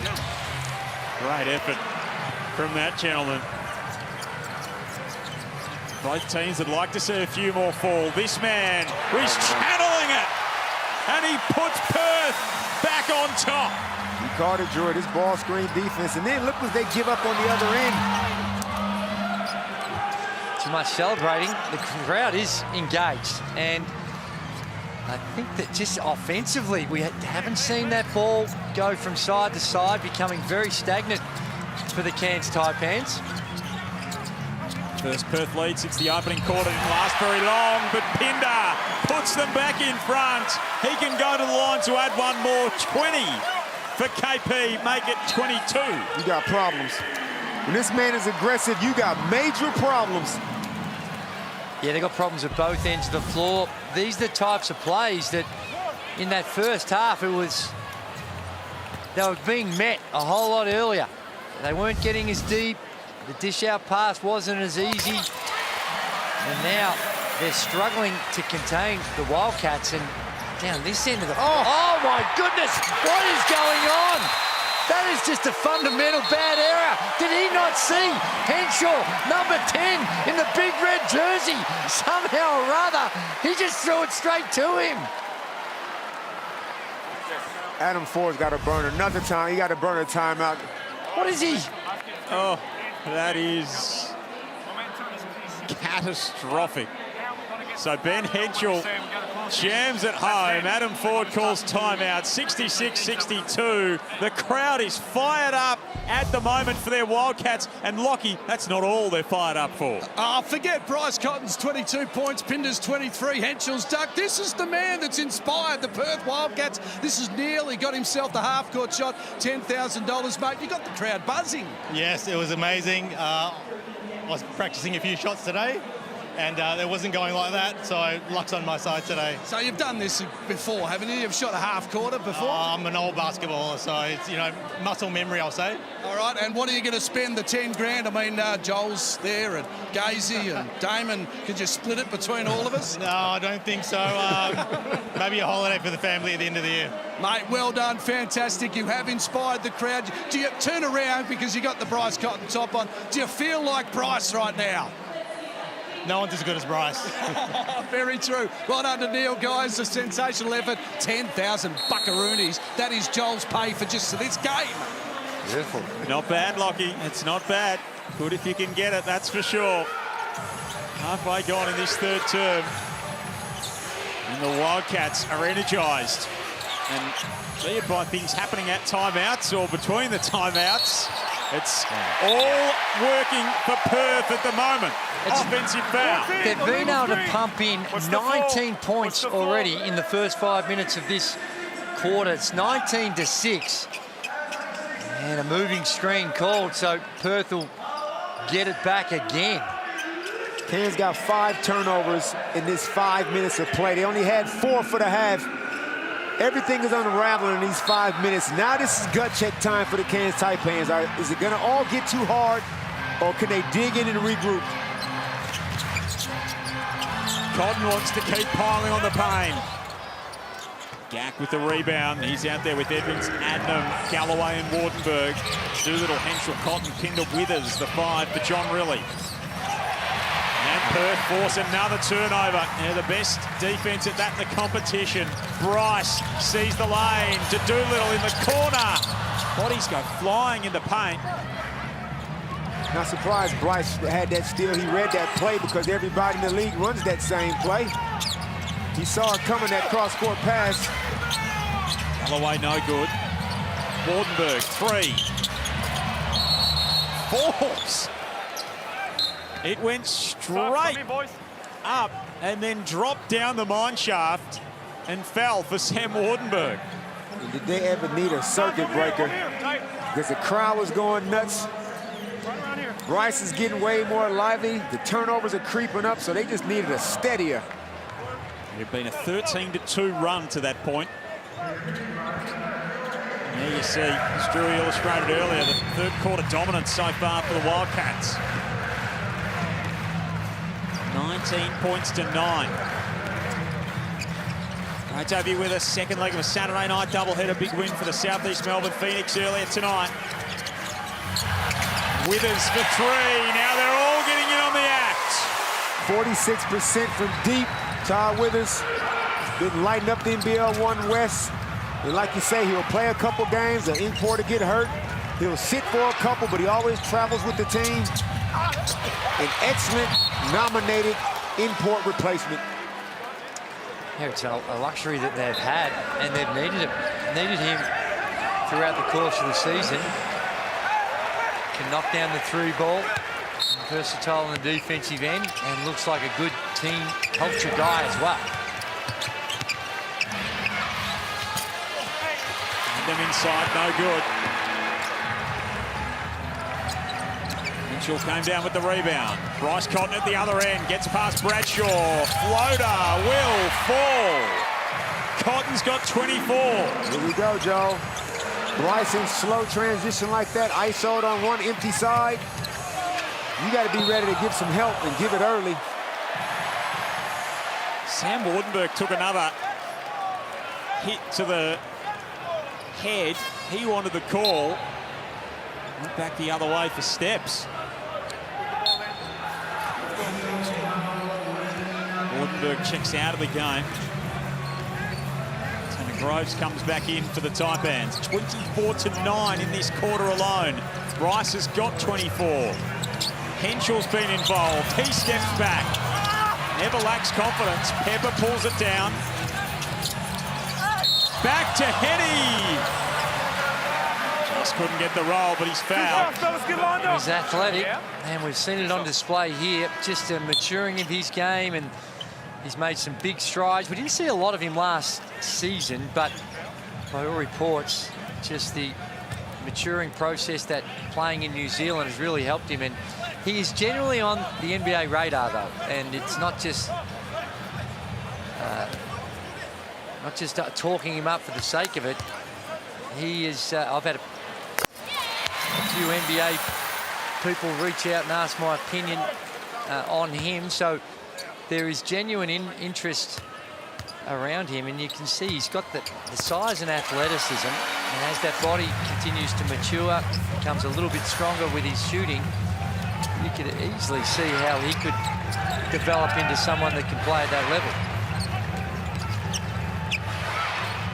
8-point lead to the Wildcats at the moment. Exciting part of Ben Henschel's future, no doubt about that. Edwards cutting inside. Again, they create some chaos defensively, Perth, but Higgins-Titcher's good enough to find an answer. AHT bailed him out. Got real crowded in there. Things getting a little terminal. Cotton stepping back, 3-ball, pulls the trigger. He got fouled. Gak didn't read the Tanner Groves playbook. Exactly. I was just going to say, you can't simulate anybody else in the league that shoots and gets their feet going out forward. I'm not going to say Bryce kicks people, but the way he shoots it, everybody in the league knows it, but it's hard to prepare for it because there's nobody in your team that really does it like that, Drury. Although Cope will get one leg out from time to time. I think a lot of when they see the defense trying to close out and coming by, I think a lot of the times it's instinctive. I think we've all done it. I learnt that Vince Carter wasn't overly appreciative of that type of action from a shooter. Trying to cause an international riot. Pinned me down and had me around the throat. Said, well, maybe that was the wrong time to do it. But his is very much a natural, it's his part of his shooting action.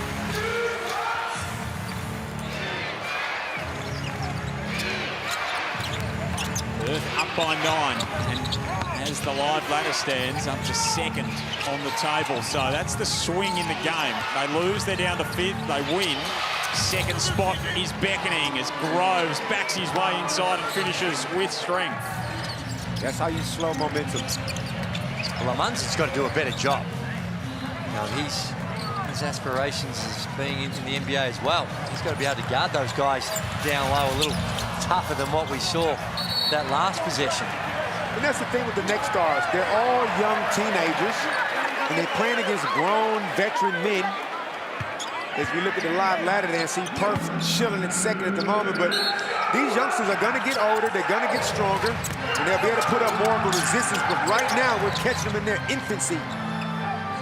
Cotton likes the matchup against Higgins-Titcher. Sizes him up, gets the right hand. Oh, it's denied by Groves, who comes across and thwacks it away. And Higgins-Titcher has his own at the other end.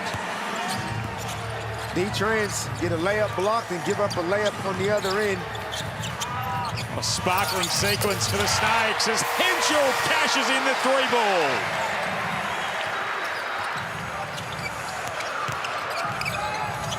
I turned a 9-point halftime deficit into a 9-point lead with a minute to go in the third, the Wildcats. Bradshaw to Groves, mid-range jump shot, nestles it in. Now, it might be an energy thing, but that last possession with Henshaw just walking into a 3-ball, this is a highly reactive. You see how far off the Cairns Taipans defense is, and sure, you've got to be prepared to deal with the penetration, but you can't have those types of, you know, for a shooter, just stepping into a 3-ball. Benny Henschel has the scoring confidence of a 28, 29-year-old dude as he brings up his 15th point. Ever since he's been in the third quarter. Yeah, ever since he's been bottom-age 16s, this dude has felt like he's been one of the best scorers in the country. So Henschel's got 15 for the frame. Cotton from half court to close it out. Ooh. Front rim. He needed a bit of help from his mate Neil on that one. And half-time comes around. It's the Perth Wildcats, an 18-point swing in that third term. They lead with a quarter to go by 9. And they're looking very powerful indeed. Perth 82, Cairns 73. Don't go anywhere. Final quarter coming up in the Hungry Jacks NBL.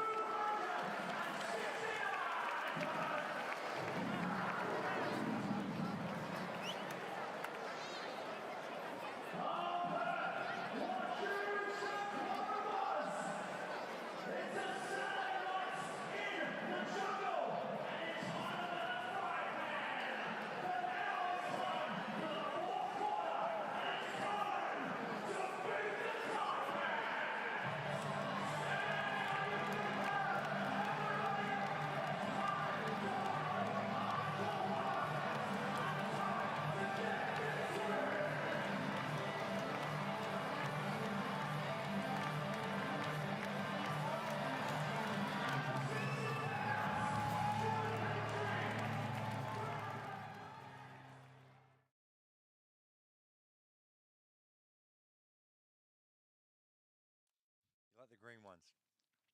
Green and red.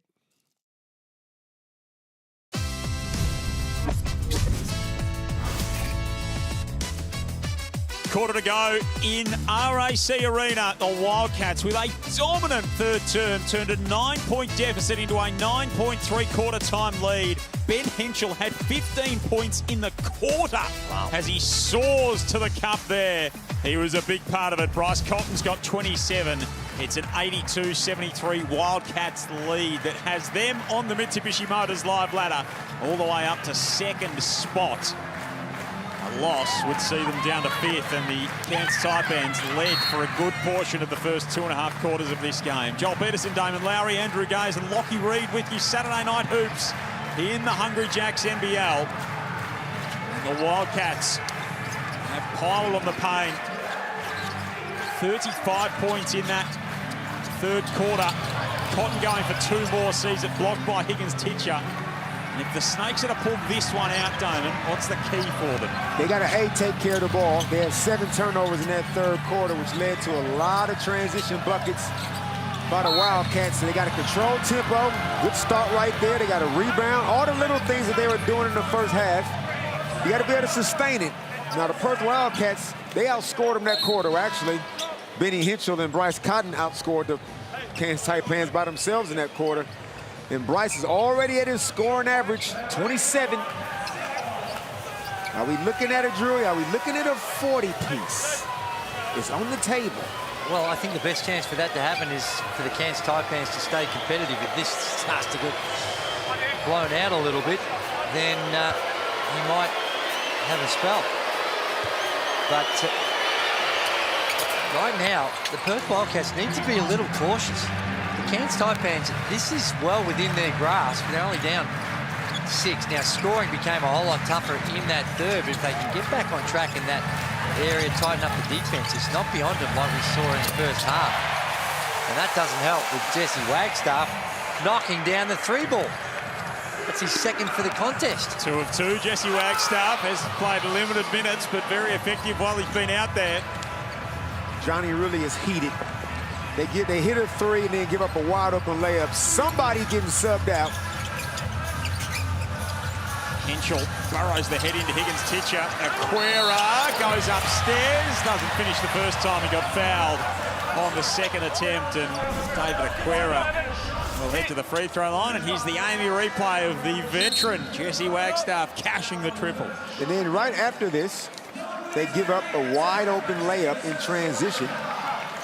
And these are the passages of play. They're not going to be a great defensive team for the full 4 quarters, but in moments they have to just step it up.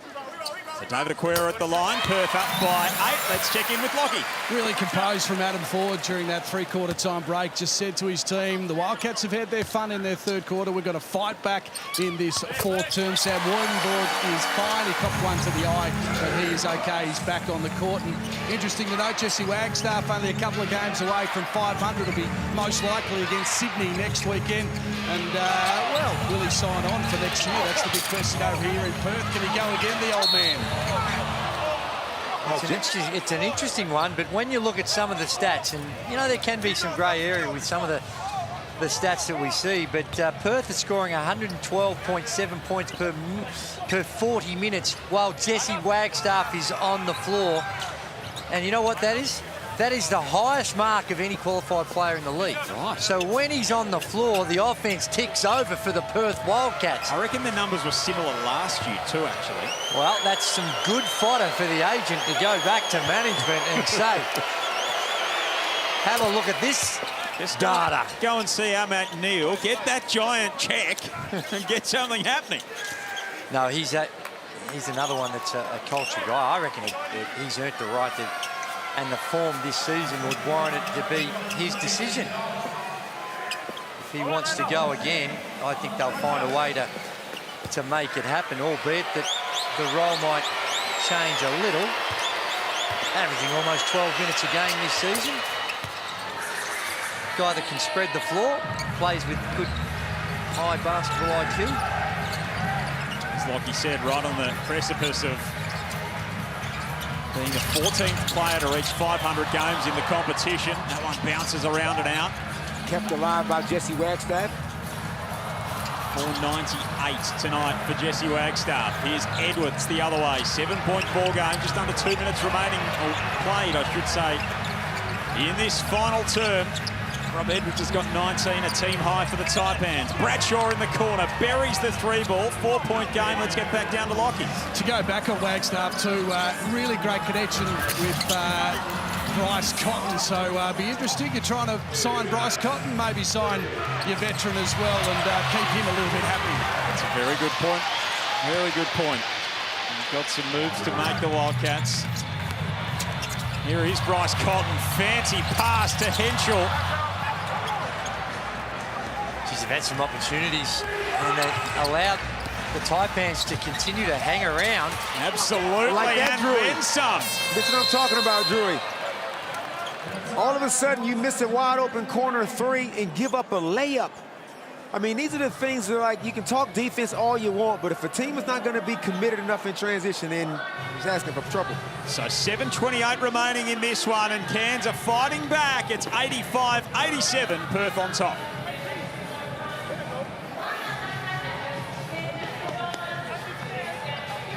Sam Wartenberg has 16 points, 6 rebounds for the game. They've got an even contribution, the Taipans. Edwards with 19, Higgins-Titcher's got 12, Wartenberg 16, Groves 17, Adams got 10.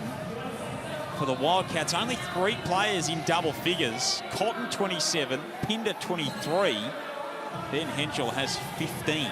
Christian Doolittle's been a little quiet. And that's not to say that everybody's got to get 25 on the night. 1 of 7, Doolittle, for his 7 points. But there's always passes of play. I know I got taught as a guard that you got to realize who isn't being effective. How can you get them more involved? Because you don't want just to rely on 2 to 3 guys to win a game. So right now, when Christian Doolittle gets back out there, you want to just make sure, because he's been playing lights out the last few games.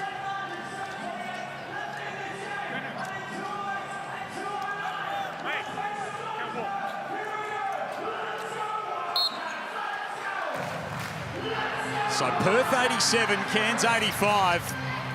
The visitors have scored the last 7 points in the game. As you can see there, they hold the edge so far in the final term. And they're giving the Wildcats everything they can handle. Perth trying to move up to 2nd spot with a win. They'd fall to 5th with a loss. And the Snakes come up with the loose ball, and Rob Edwards has taken a lick among that play, and he is down and sore. Well, they had a margin at the 3/4 time break, and the trend of the game was well and truly momentum was with them. As we have a look here, and there's just the inadvertent hit. It was actually Bradshaw that got him, a little friendly fire. But they've played the game to start this 4th like they had a huge margin. Like, oh, here we go, we're into this mode here, everything's under control. And the intensity hasn't been there, particularly on the defensive end. You're going to go through times where the ball's just not going to fall, and they've missed some wide open shots that normally make. But you've got to rely on your defense at the other end, and it just hasn't quite been at the level. And it's given the Cairns Taipans a look. Giving them some life. So Rob Edwards comes out of the game. Boarding on Adam Ford as well. That little exchange. There tonight, the Phoenix beat the Jack Jumpers by 36. Franchise record score for Southeast Melbourne. Tomorrow, Brisbane, Melbourne, Adelaide, New Zealand. Your Sunday doubleheader. To round out round 18 in the Hungry Jacks NBL as the playoff race continues with twists and turns. Wartenberg trying to add another. No good. Tied ball game in the offering. And Kyron Galloway delivers it. Kyron Galloway on the finish, but Pedro Bradshaw, he's that guy that does all the intangibles. Is the kind of the 3rd unsung import. Offensive rebound, keeping things alive. As Keanu gets on the rim and couldn't finish that one. Well, Keanu hasn't been involved enough, I don't think, in this 2nd half. And that was probably an example of him. At the end, it wasn't a bad opportunity. Probably should have made the layup, but it's an element of frustration, perhaps, with him as well, trying to contribute when he hasn't had a lot of touches, a lot of look, hasn't been all that involved. 6 offensive rebounds for Keanu Pinder to go with his 23 points. Tied at 87. Adnam from downtown. Look at that powerful rebound from Pinder, who got up and snatched it out of the sky. 6 minutes remaining. Doolittle on the curl. Hangs and hits. That's good action. Kind of a pin down for Christian Doolittle coming out of the corner. And once he get his head on the rim, he's just going to out-athletize it. Gets to his spot, gets it done. Adden couldn't out-athleticize Keanu Pinder. Mortenberg puts it back in over the top. Kyle's got to be careful. He's making things happen. He's being aggressive. But it's hard for the little dudes. That's a hell of a stat line from Sam Wardenberg. 7 and 9 assists from the big man. Very impressive. Here comes Pinder! Seen that before, and we will no doubt see it again. 25 for Pinder. 27 for Cotton. Perth by 2. This might be Keanu's highest scoring game since like the first 2 weeks. Didn't he have a big 25-point game as we look at the Amy replay? Pump fake, 2 dribbles, dunk. No real help. Only just got there, took off from a fair way out. And still with those big hands, was able to tuck it in.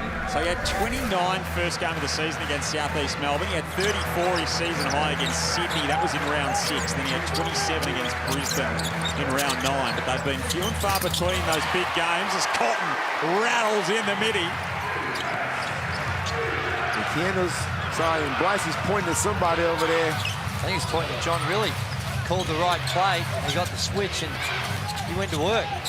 Like the call from the coach. Looking for a 10th 30-point game of the season. Bryce Cotton is only 1 away. Galloway with some contact. Pinder comes over the top and denies any attempt at the rim.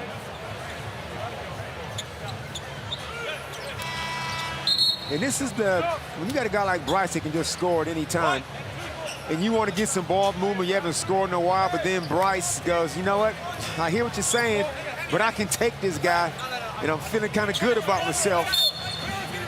Bryce got the ultimate green light. You just got to trust him. He's going to not let you down 9 times out of 10. Edwards, Adnan, Wardenberg, Groves, and Bradshaw, the 5 for Adam Ford. Doolittle, Henschel, Cotton, Pinder, Pepper for his opposite number. Pepper's played 15 minutes. He's only put up 1 shot, hasn't scored.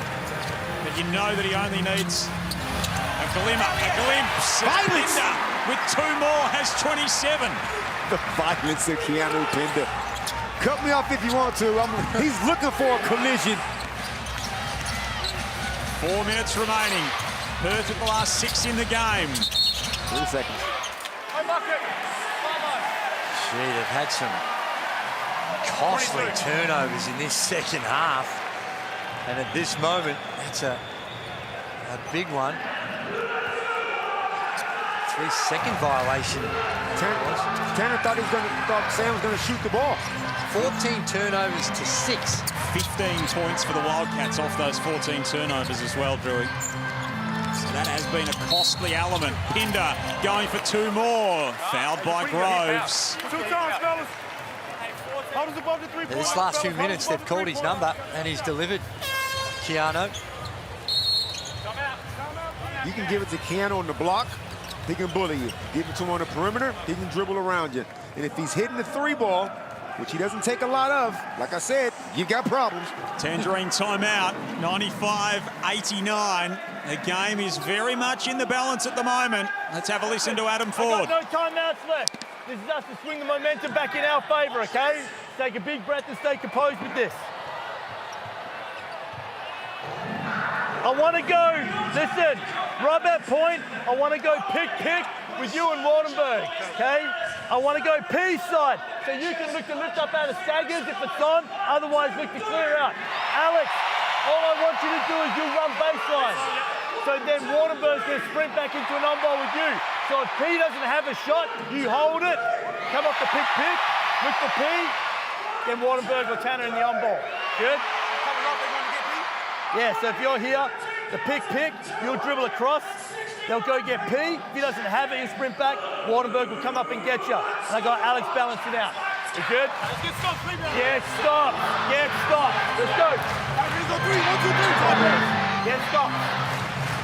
the message from Adam Ford, clear at the end there, get stops. And as he noted right at the start of that timeout, the cupboard is empty from here on in for him from a coaching perspective. He doesn't have another intervention. Well, he had to burn two of his 3 timeouts in that third quarter where just trying to stop the momentum. 35 points by the Wildcats in that third quarter. And he did whatever he could to try and halt it.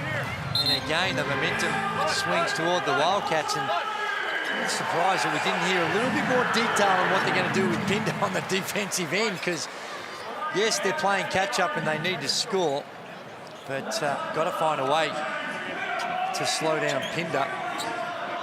He's been the main man for Perth in this final term. Cairns 6 points in arrears, 13-16 in this final quarter so far. We heard from Adam Ford at one end. Lockie, what did John really have to say at the other? Well, he was talking all about Keanu Pinder as well. He turned to him and said, own the game, as he heads to the foul line for a couple more shots. He only played the 16 minutes on Wednesday night and 21 previous games, so hasn't had a lot of game time, but he's enjoying himself on this occasion. Keanu's found himself in a 4-man rotation of bigs with Imanza, with Doolittle. Even when Dylan Windler is out there, when he's playing, they got a lot of David Aquera. There's a lot of depth that Johnny can throw out there. So guys just have to wait till that name is called and then be productive when that happens. And Keanu's has had one hell of a productive night. As Lockie mentioned in the pre-game, Dylan Windler on the comeback trail from injury. So too Ty Webster, who's a really important part of this Wildcats team, as John Ridley's been very vocal about in the past. 9th rebound for Pinder now to go with 29 points. That was an area they really suffered in the game against Melbourne United. And they've responded well, in particular this man. Going for 2 more. Wardenberg gets a great piece of it. Looking for his first double-double all season, Keanu Pinder.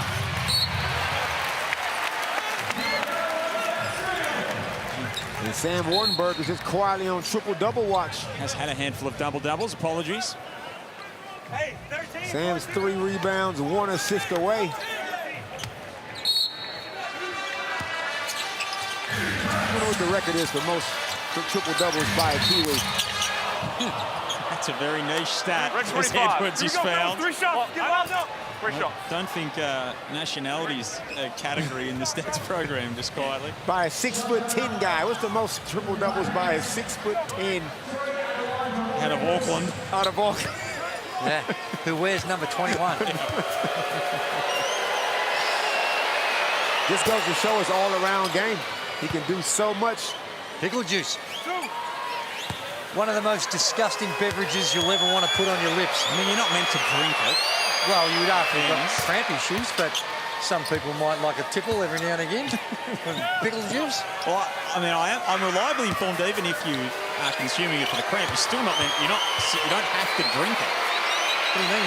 Well, it's the taste of it, and it's a nervous system thing. It's not actually a physiological response to the pickle juice. I did not know that. Yeah, so my beautiful wife, who's a physiotherapist, has told me it's not actually a... So you can spit it out. Exactly. That one spat out for Bryce Cotton. And they continue to stay in the hunt here, the Taipans. And they might do more than that. Groves dives on the loose ball. Pinder's there. He put the arm into Wardenberg. Red 25. Ooh. Offensive foul against Keanu Pinder. These are always the 50-50 ones. Just watch your feet here, Rob. We're going to start over here. Oh, okay. From that angle, it looked like Sam was there. And this would be Keanu's 4th foul.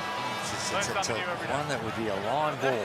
Yeah, 50-50, but you don't sub him out. Whatever you do, you don't sub him out.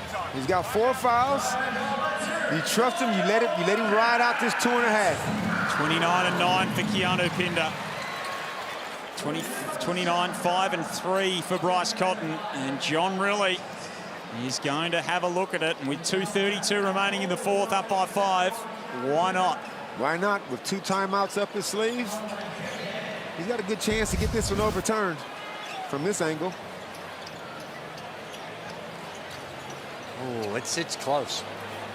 We had one last night where the question was, does the player, it was Kendrick Davis on that occasion, and that was pretty touchy line ball, does the player establish legal guarding position? Is probably the question. Challenge is unsuccessful, so they deem he was in a legal guarding position. Took it full in the chest. Okay, you live with it. You move on. Keanu got to stay in the game. Worth a look. At this stage of the game as well. Chance your arm. Absolutely. 97 to 92. 2:32 remaining here in this fourth period. Both teams get a chance to talk it over. And Adam Ford probably grateful for the opportunity with no timeouts remaining on his side of things. John Riley's got one here in the closing stages. Perth in the penalty. Cairns have got a couple of fouls to give. Have they got a bit more left in the tank? Can they cause another upset? In the run home, Groves underneath, outside, Bradshaw, quiet tonight, but he comes up big in a big moment. I was just thinking, why wouldn't Tanner shoot that? But he kicked it out to the wide open Pedro, the unassuming import. 2-point game. 8-8 for Bradshaw. Cotton offloads to Doolittle. Drops it off to Henschel. 5 on the shot clock. Pepper around and out. And Cairns can tie it or take the lead on this possession.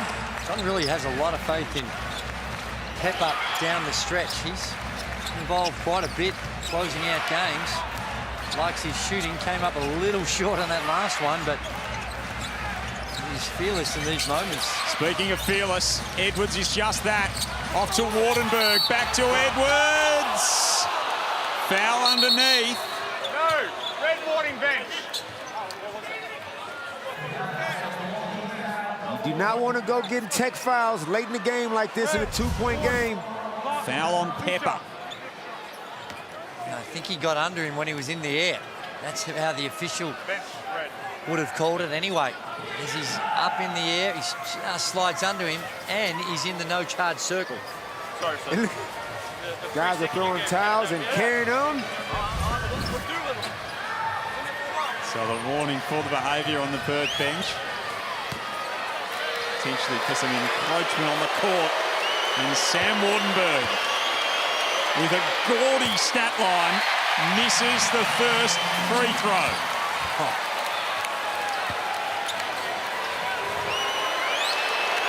Big spot for the big Kiwi. Needed it and had it. 72% free throw shooter. 1-point game. What do the Wildcats go to here? Is it Cotton? Is it Pinder? It's Pepper in the corner. That's why he's there. That's why John really likes him. Not afraid of the big moment. First field goal of the night puts Perth up by 4. Edwards right back at ya. Yeah, no, Elijah Pepper is not going to doubt himself for a moment. It all comes down to this last 50 seconds. This is season defining too when we saw that ladder. And we've got a huge turnover by Pinder. And Edwards comes back the other way. Pinder gets a piece of it. Cotton's got limited numbers ahead. Win for the Wildcats at second spot. Lose, they're down to 5th. Cairns trying to be the giant killers. Henschel has it go around and out. Wow, what a dagger shot. Dagger opportunity missed by Benny Henschel. You got to take that shot. Great wall up by Christian Doolittle. Beautiful. Yep. Good no call too. Doolittle goes straight up and all ball by Pinder. Now it comes down to this, Drewy. If you are the bottom team in the league, I'm going for the win. You know the rules. I'm going for the win. Even if you wasn't on the bottom, you go for the win. You're on the road. On the road, in this environment. Yeah. You've lost 15 of your past 18 games. You've won 1 of 9 in this building. And lost 15 of the past 17 against this team in this venue, and John really knows the implications. A win for Perth and they're second. A loss, and they go from third coming into this game down to fifth in a jam-packed ladder at the top of the tree. And Rob Edwards has done it before in this spot. He knows the moment. Can he deliver? Not on that occasion. Cotton comes up with it, turns it over. Oh, my. Shaw lays it in. Tied ball game. Time winding down. Now it's Cotton. He won't get it to go. Wow. And we will go to overtime, tied at 100. Bryce with the cardinal sin. Save the ball, trying to save the ball underneath his own basket. And, well, we go to overtime. We got some free and this basketball. is in the balance. I think you have to say it's still the advantage slightly in favour of the Wildcats, but the Cairns Taipans playing with the house's money, prepared to have a crack. Just the 6th time all season Cairns have outscored their opponents in the final quarter, and here is that frenetic final stanza. I didn't like this shot. Tough contested two over Keanu. And he tried to throw it off his leg, Drewy. He tried to throw it off Wardenberg's leg, Bryce, and it just ricocheted the wrong direction. Well, and this one here, you normally think this is Bryce's world. A little rush from behind. Wardenberg just enough there to intimidate him. Rushed it a little, and we go to OT. It's not that I had anything to do in the morning. Hang around a little longer. 29 apiece. I'm sure that bush track will be waiting for you at 12:01, Damon. 100 apiece. What's the psychology, Drewy, of an overtime? You obviously coached at this level. The team that feels like they shouldn't be there, or the team that feels like, yeah, now we got them because we caught them? Yeah, I think right now the Perth Wildcats should still be feeling confident about where they're at. But when you're up against a team that hasn't got, they're just playing for pride. And when the consequences aren't as significant as they are for the Wildcats, you can appreciate while they'll go in here and feel pretty loose. But I tell you, when you look at those other games coming up, tomorrow, some big ones. The Brisbane Bullets still thinking that mathematically a chance, so they'll be up for it against Melbourne United. And New Zealand need to win, because if they lose, Adelaide, essentially by virtue of another win for Adelaide, means that New Zealand can't make up that ground. So Adelaide are right on the 6. New Zealand don't win that. They are out of the race. And Parker Jackson Cartwright will not be taking part of that game. Will not be taking part, so that is significant. So Brisbane, Melbourne, Adelaide, New Zealand, the 2 games tomorrow. Bryce Cotton with 29 had the chance to win it at the death for the Wildcats. Just couldn't come up with what they needed. Having had 29 in the game, Pinder's got 29 and 9. Edwards has 24 at the other end, and Sam Wardenberg has a ridiculous 19, 8 and 9. So we could have the first triple-double of this season tonight with Sam Wardenberg. He's got an extra 5 minutes to do it. Is there any truth in the myth, Drewy, first team scores in overtime wins the highest percentage of games? I wouldn't have thought so. I don't know the statistical, but not sure there's a whole lot of relevance to it, but who knows? It might be one of those quirky things that could be the case. So 100 apiece. Ooh, I love the pull-up jumper. Sam Wardenberg has 21. So a timeout goes back on for each team. It's a team foul set to 0 in the extra period. Perth, 2nd spot at their beckoning with a W. They'll slide to 5th with a loss. Cotton looking for a 10th 30-point game of the season. Doolittle leans in. Offensive foul. Elbow to the chin. Now, this is one of those calls. I know we're protecting people's faces and heads, but if your head happens to be where my elbow is when I pull up, well, I like to look at the replay, but I think he jumps into him. Oh, yes. I mean, but Drewy, they're both going towards the basket. He's trying to go up to shoot the ball. Yeah, but you were allowed to defend. But Tanner's with his face, is literally right in. Where's Christian Doolittle supposed to go to shoot I know the he ball? didn't swing at him, but the elbow is extended in that situation. I'm not sure. Shooting. It's not like he's putting his head out there saying, hit me. He's not. Somebody get a camera on Drury while he leans his face in. I'm going to just... Drury, he's going up into his normal shot. Yeah, you're allowed to be in your plane, but he's going into the defence as well. There we go. And the elbow is extended slightly. Now, I know he didn't intentionally mean it.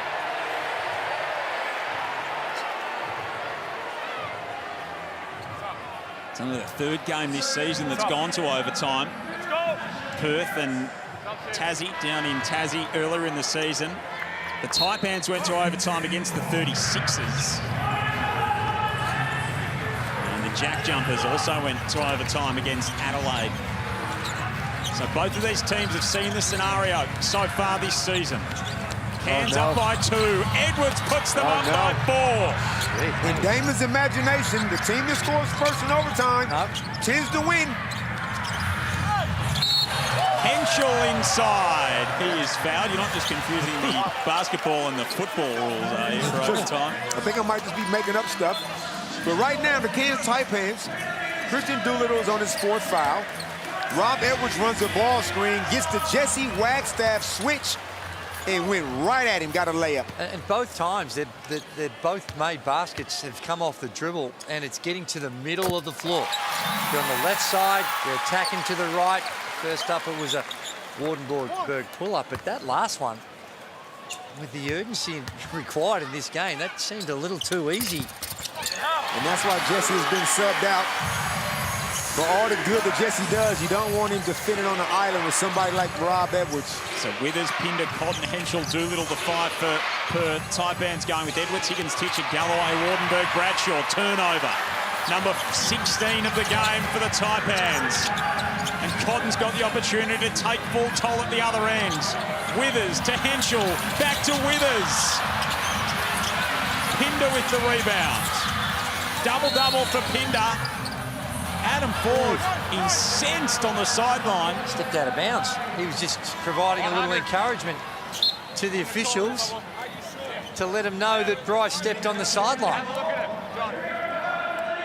29 and 10 for Keanu Pinder after the rebound on that last play. His 4th double-double of the season. And so turnover for the Wildcats. Cairns back the ball, up by 2. 3:10 remaining in the game. Bradshaw hit a big 3 late. He buries the head in there, pulls down the miss. Cotton keeps it alive. This time it stays in red. That was good look, though. They're going to be hard to beat, Cairns. They're not going to roll over, that is for sure. This team's got some real pluck. Good contest by Pedro Bradshaw. 10 of 28 for Bryce Cotton. Not one of his better shooting nights, even though he still accumulated 29 points. Edwards for 3. Rebound number 7 for Bryce. He can still have a significant say in the ball game. Doolittle off balance. Pinder with the rebound is fouled underneath. It's been huge. Again, coming up with another opportunity with the O boards, and the Wildcats have been good in that area. That's the 14th offensive rebound for the Wildcats in the contest. And for Pinder, it's his 8th. He's got 12 boards, 8 of them come at the offensive end. Equals a career high for Keanu Pinder. That's work rate. You can't coach a guy to do that. The guy has to want to do that. Well, now he's going to knock down a pair of free throws. What's he shooting from down there? What's he shooting from the stripe, Joey? He's at 70% on the season. 8 of 9 tonight. But it's a lot different shooting in these circumstances. You know, they should have a stat for... Right on cue. Should have a stat for your overall free throw shooting percentages and what you shoot in the last 3 minutes of a tight contest. Oh, misses both. He got his own rebound. thumps it down, but the whistle was on the play before it. He broke the line. The line, but he went in there. He knew it was missing, and he crept over the line too quickly. And it's a lane violation. So Adam Ford comes with Kyle Adnam, gives Alex Higgins Titcher, subs him out, just give another steady, calm, cool head on the floor. Just over 2 minutes remaining. Cairns looking to take another really big scalp down the stretch of this season. Groves for three. Tanner Groves. Spokane, Washington, stand up. The big lumberjack knocks one down. It's wide open. Pinder to Doolittle underneath. It just rolls off the rim, but he'll go to the line to make it a three-point game. Now, there is plenty of time. Have a look at Pinder on the last free throw with the violation. Gee, it wasn't much in that. Not a whole lot in there. No. Rob Edwards decided to not box out the shooter. Got lucky. There's a lot of tight elbows out there right now for the Perth Wildcats. They've had some problems. Had some okay looks, but haven't been able to knock them down. Still plenty of time. And if you're the Cairns Taipans, gee, they've had some good looks. I mean, how you feeling? Yeah, how you feeling if you're John really and you're trying to get a top 2 spot and your team is giving up 107? Okay, albeit it took them overtime to get there, but the rate at which they're scoring, Cairns shooting over 50%. RAC Arena rises to its feet. The Red Army riding the back of their team. Yeah, when they do their review, I reckon it's going to be that first 4 or 5 minutes in that third period that they'll look back on and really, they got things going. And then in the last quarter, those first 4 or 5 minutes is where they really struggled. 107-104. The bottom team leading the third team. Perth with a win would be second. With a loss, they'll be fifth. For the Taipans, pride is what they're playing for, and it's what they're displaying in bunches. Minute 30 to go. 6 on the shot clock here. Bag him down. Bag him down, shoot over him. Size mismatch for Wardenberg. He tosses it away to Adnam. Shoot the ball, Sam. Cotton back the other way. Pepper hit a big one late. Doolittle almost the rebound, but that'll go back with the Snakes with 1:09 to go. You know, they didn't need a 3. Now, they ended up getting an okay look, but it was almost like they were taking a 3 and hell-bent on tying it up on this possession. Cairns did a good job in transition D, getting back. Bryce was pushing it up, and you know he's good at getting himself to the foul line. They showed him a wall, made him kick it out. Now they got to come down and run good offense. But right now, this is a critical stop. No quick shots. Wildcats. Rob Edwards will bleed the clock. Takes it over the timeline. Plenty to spare. Single figures now. Adnam, corner, ball. Bottom of the net for Kyle Adnam. And the Cairns Taipans on the road lead by 6 with 51.8 remaining. Look at the patience. Good cut by Pedro, good extra pass. And Kyle Adnam, Adam Ford only just recently subbed in because he's an old school vet. It's a small thing, but you got to come out with your hands up. Henshaw he was going to be beaten. He had to help because of the back cut. And he needed to close out with hands in the air to provide some sort of intimidation. And now, John really's drawing up a play where now you really have to prioritize a 3. Down 6 with only 51 seconds remaining. A 3 ball is going to be the priority on this possession. There's not a dictionary in the Cairns local government area that includes the word fear. They came into this building ready to roll, and look at what they've done to the Wildcats. They go from 3rd to 5th on the Mitsubishi Motors live ladder. They haven't just done it to them. They've beaten Illawarra. Twice. They've beaten Melbourne they've beaten already. Adelaide already this season. And they've beaten Adelaide, so they've got some scalps. They're doing this without Taron Armstrong. So their wins are actually quite interesting. So Adelaide, Tassie and Melbourne, Illawarra, Brisbane, Illawarra, and now they're up 6 against Perth with 52 seconds remaining. They've won 6 games all year. They've lost 15 of their past 18. If they win this, they will have beaten teams in the top 3 in their last 3 wins. They really shouldn't lose it from here. Quite extraordinary, the roller coaster season for the Taipans. Doolittle dives on the loose ball. Cotton for 3. Bryce comes up big. I knew it. I was sitting over here thinking, don't leave the three-point line.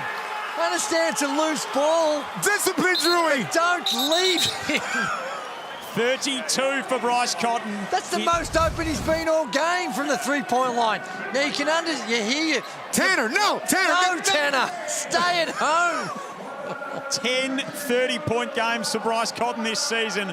40 seconds left. It's Cairns by 3. Let's get to Lockie. That was exactly what Sam Wartenberg said during that timeout. Do not leave Bryce Cotton. He stopped Adam Ford in his tracks during his speech and said, boys, all we've got to do is one not foul and do not leave Bryce Cotton. They let themselves down on that play. They ticked the box for number 1 and they dropped the pen while they were attempting to tick number 2. They got to regroup. Use the clock.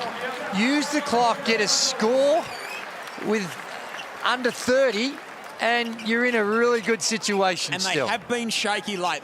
You know, they had opportunities late in games before they finally cracked one against the Hawks. Then they had an opportunity to cough it up against the Hawks the second time. They came through again. So what have they learned in those moments, this Taipans team? Have they taken that forward into a moment like this?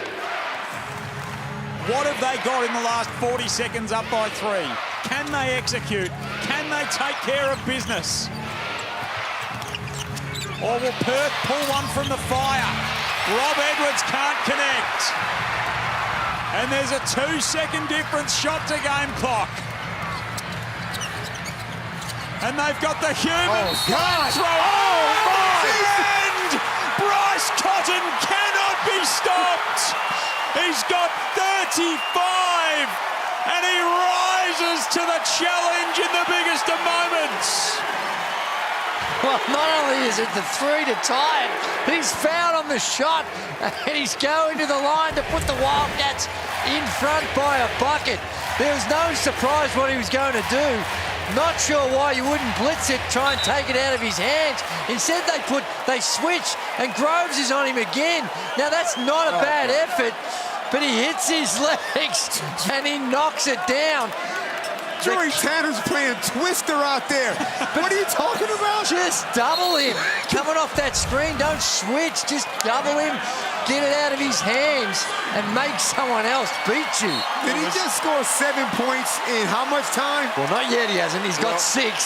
Well, he's potentially 25 seconds for 7 points, and it was left-hand red for Tanner Groves as he went down to the hardwood. And it misses. Another layer baked into this remarkable tail.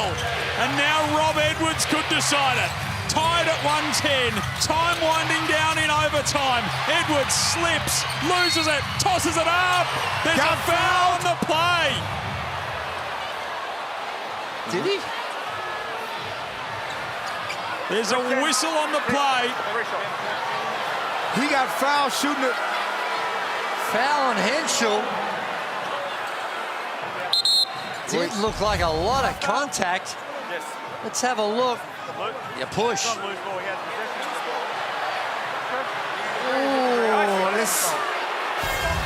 So Ben Henschel's done for the evening. I mean, you might as well challenge it. What do you got to lose? Oh, you don't have any timeouts. And you don't have a challenge. Oh, and you don't have a challenge. So much for that. Well, they do have a timeout. do they? The Perth Wildcats? No. They already used it. They already used it when they were 6 down, so they can't advance the ball. There's still, it's going to take up. So 2.2 on the clock. Drew, it was a similar you know, thing. on this one, yeah, you just got to make them both, but make the first and a miss on the second. You still want to make it, of course, but it's not a bad thing because you can't. Oh, you've got to make one though. And the city of Perth collectively empties its lungs in the direction of Rob Edwards. They've sealed one at the line already this season, the Taipans. Edwards misses both. Cotton with a prayer. Oh, it was not far away. And a wry smile from Adam Ford as we go to double OT. I've got places to be. Pour yourself a cup of tea, maybe even a coffee at this late hour.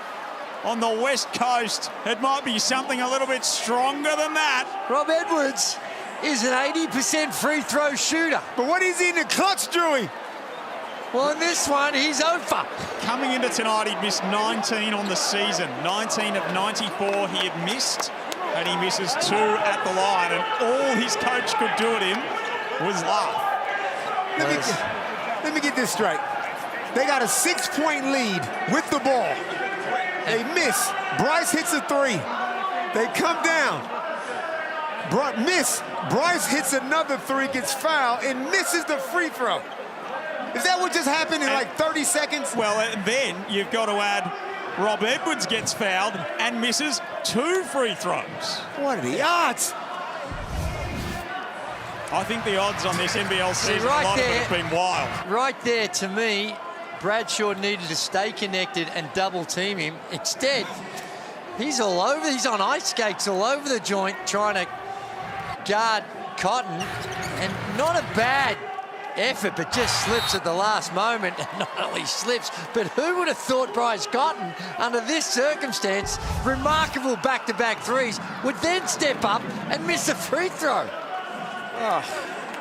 All right, Drewy, who feels they shouldn't be here right now other than me in overtime? Right now, Cairns, like, I can't believe it. We should be in the locker room right now. Hey, among all this, Rob Edwards gave away cheeseburgers. Wow. So overawed by the moment, were we, that we've forgotten that even if they don't win, the Perth Wildcats fans will be able to go and get cheeseburgers at their Hungry Jacks. So code word is reserves. Jump on the NBL app, find the Hungry Jacks banner, enter that code word, head to your local Hungry Jacks before 6 o'clock local tomorrow in WA to get a cheeseburger. You might yet be taking victory into your local Hungry Jacks outlet tomorrow. Tell them Rob sent you. 1-10 apiece, double overtime. How many of those have we had, Joe? None this season, that's for sure. I don't think we had one last year. I know Melbourne Illawarra went to double overtime a couple of seasons ago. I think didn't they go to 4? They had that classic in Wollongong. Yeah, this is only sort of in the last couple of years. Right. Yeah. 4 overtime. We'll have to get the abacus out to 3 or 4. find some of that out. So 1-10 apiece. 5 minutes remaining as we go to double OT. Let's check in with Lockie. Joel, I'm going to speculate here, but I reckon a load of Wildcat fans left during those free throws for Rob Edwards, just thinking he was going to score at least one of them to get him over the line. There's one end of the court where there's some spare seats, so either they've gone to the bar and coming back, or they're in the car and they're going to miss one of the great games this season. There would be a bold choice to go to the bar at this juncture. You can see Danny Mills far left of screen there, the GM of the Perth Wildcats, who was very fired up when Bryce Cotton nailed that 3-ball right in front of him. It ain't that easy stepping to the line with hardly any time left and knocking down the free throws. So double overtime. That's right, Damon. And you did everything to miss. Those things rattled around. But more iron than BHP. Isaac Newton had some real problems with what you did at the free throw line. The laws of physics just went out the door. 1-10 apiece as we go to a second period of overtime. Cotton for 2 more. He might still have 40 in his sights. You know, he's got 35 after the couple of triples. 10 30-point game of the season for Bryce, averaging 27 a game. He and Kendrick Davis jostling for the lead of the MVP honours as Rob Edwards making his own case for being the MVP of the ball game with it 2 more. Team that scores first in the double overtime usually wins.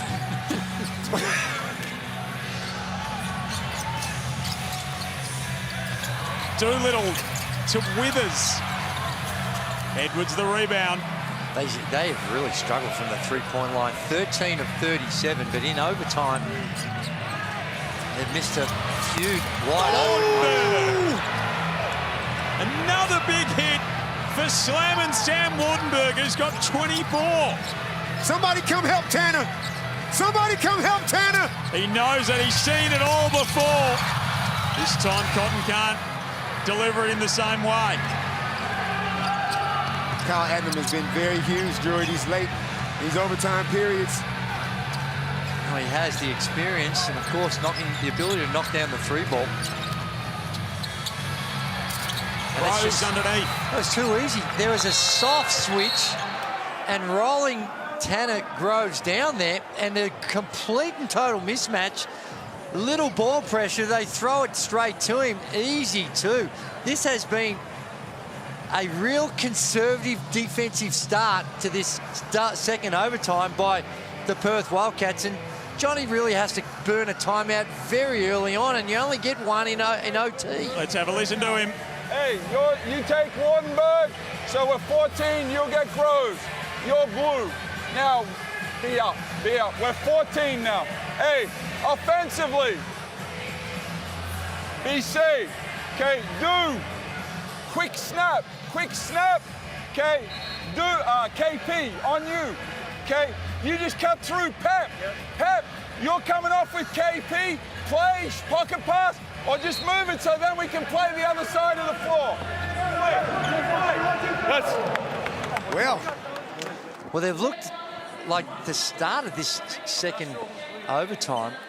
The Wildcats just seem anxious and not prepared to go through their systems, and it's all been one-out type stuff, and they've had a couple of okay looks. Now they want to get to an on-ball, and they feel that Keanu Pinder rolling, and there you can see the consequences of a loss. It is significant for the Perth Wildcats, who have still got some challenging games ahead of them. Yeah, that they do. They've got South East Melbourne, Sydney and Adelaide to come. Down by 7 at the moment. Lockie, it's a tense time. It certainly is, but a lot of humour from Adam Ford. He said, Lock, we've got the red eye tonight, mate. We can't keep going like this. So he wants to end this right now as Pinder misses quite an easy one. And the job's with Adam Ford and his Taipans to sort it out. Christian Doolittle says, hey, Adam, hang around for a little longer. Offensive rebound leading to a 3, and somebody snitched on Rob Edwards. Told the ref he was bleeding. He had to sub himself out. Bradshaw underneath. Can't get it the first time, nor the second. Pulls it down for a third attempt. He's fouled. Yeah, he's going to the line to shoot a couple of free throws. Now, I know Pinder didn't make the basket, but it was a really good look. And I wouldn't, if I'm the Perth Wildcats, I'd be wanting to explore that option again, because it was an outstanding look that Pinder got down low on the pick and roll situation.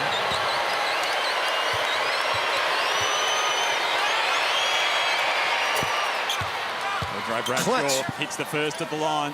Reliably informed by our own John Casey. So double OT for the 5th straight season. Last time was round 15. Tassie lost to Woollawara last season.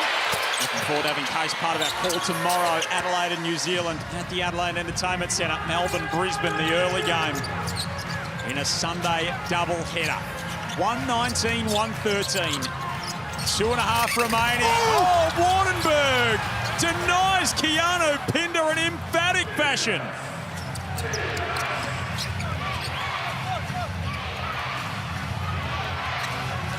Season high score for the Taipans, of course.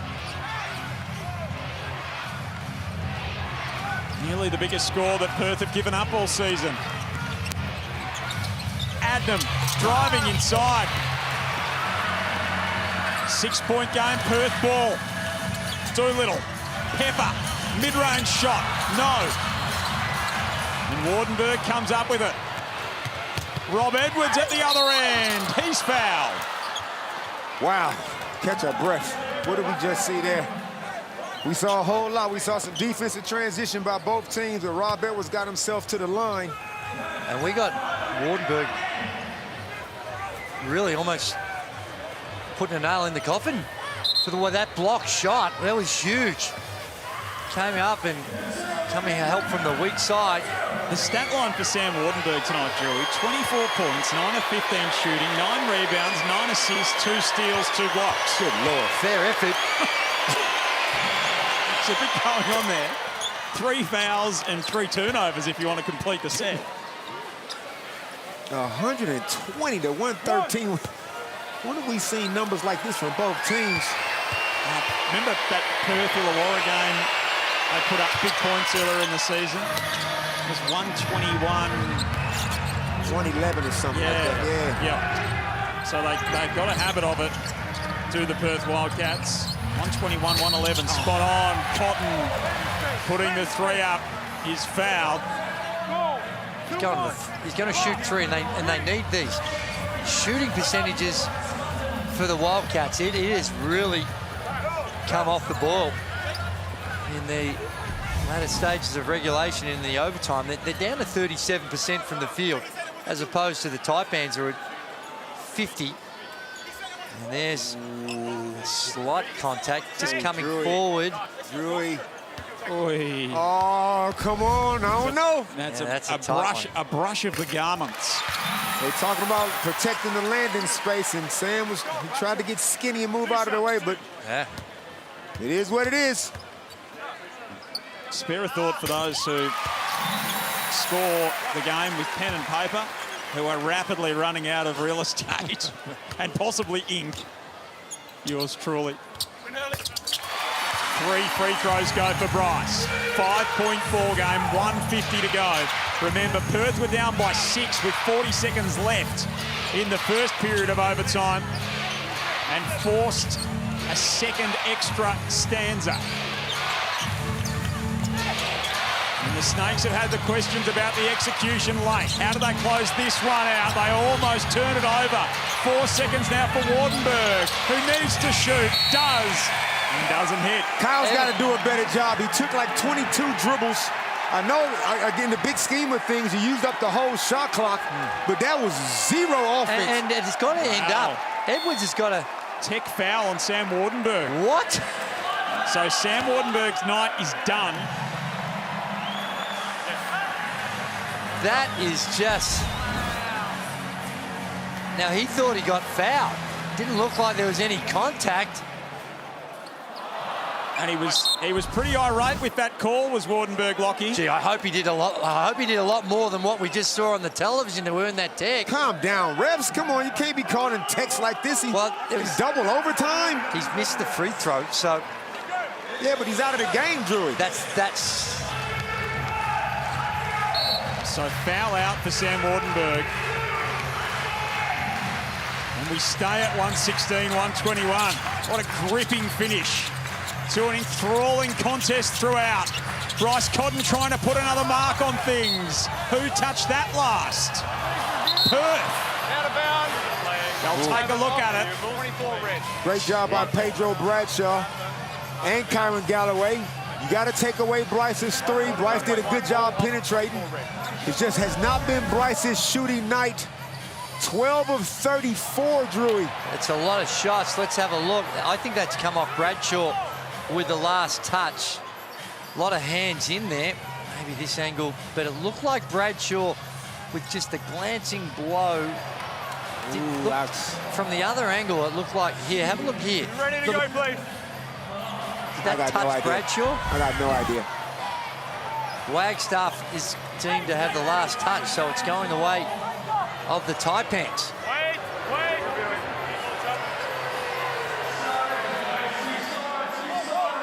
2-possession game.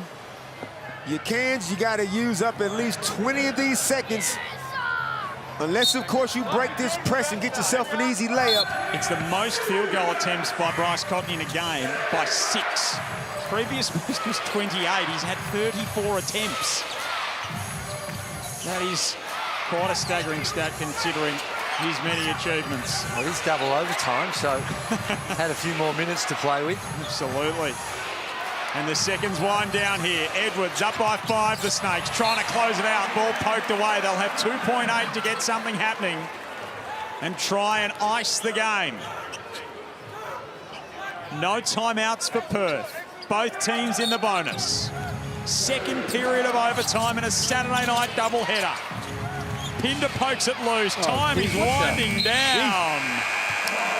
That ain't it. That's just been... Can we see something that looks anything like an actual offensive play? If this game goes triple overtime, you're doing it, you two on your own. We might see it here. Cotton for 3 to make it a 2-point game. Oh, Pinder! How is that not a foul? He's taken a specky. So he came over the top like Liam Ryan. Surely that's a push, isn't it? Mark of the year for Keanu Pinder. Over his shoulder. He's out-athleticized him, in the words of Damon Barry. Good no call. That is actually insane. What you don't want to happen is anybody get too carried away and give away a tech foul. The refs are talking about it. Wait. On the So play, do you have any 116, limits 121. or anything to the face of Tango? No, gross. No, okay. We need to review that just anyway to see if we have active violence. Replace that, please, on the play. Violence? We would like to... Well, he's been... Looks like he's got a cut. So I don't know if it's happened on that play. Active violence, it's on the play. They're reviewing the play, as you heard. But to me, this is... He's gone, he's reached. See the left arm there?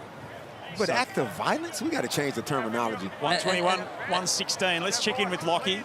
Gents, a big cut above the eye, or just to the left of his right eye. Yeah, it looks really nasty. He'll struggle to come back on. They won't be able to clean that one up in 35 seconds. So a big loss with Wardenburg also off. That's gladiator type stuff for Tanner Put the Groves. gauze on, whack the tape around the entire bonds, and get him back out there. You're going to have to go and get the high-pressure hose on him by the look of that, Drewy. You're going to have to take Tanner Groves through the car wash. People back home, just YouTube Andrew Gaze and the Mummy. See how to treat a cut. First ball. You guys ball. 14. Yeah. There's the hit right there, the elbow. But he's coming forward. You don't see it from that angle. He is coming forward, and that's... Yeah, had a hint of a push in the back. Just a hint, was it? So it's a Wildcats ball after all of that. Another bit of drama added to this one. Cotton whips it out to Pepper, to Wagstaff. Back to Pepper. Can he heat up in their moment of need? I'm watching Cairns Taipans players sagging, helping off. The three-point line is the only thing that can beat them.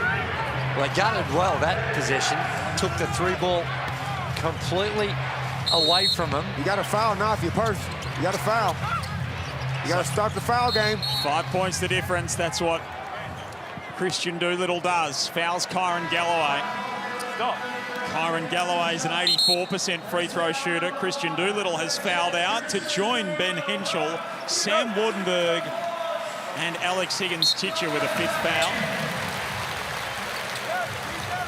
All the credit in the world got to go to the Cairns Taipans. I wasn't even paying attention when Lockie Reed was talking about their road trip and the flight and the airport and all that stuff. I switched off because I don't care about that kind of stuff. Come on. But you got to credit the Taipans for the fight they're showing. Just quietly, Pedro Bradshaw's got 12, 13, and 4. So another impressive stat line. That man almost had a triple-double. 123, 116. Must have a 3-ball. And Bryce can't deliver it. Good night. And it looks like the giant killers of the NBL Where's my car going to keys? do it again. Kyle Adnam sees the time wind off the clock, and the Cairns Taipans are only 1.2 seconds away from another astonishing, extraordinary, unlikely victory. Well, it is, and great bounce back by the Taipans when you consider they had it won in OT, and then were able to regroup during that break and come out and just hit them with a sledgehammer the first 7 points of the second overtime. And the Perth Wildcats on the back foot, the little maestro, 12 of 36. He's had 20 three-point field goal attempts, 5 of 20.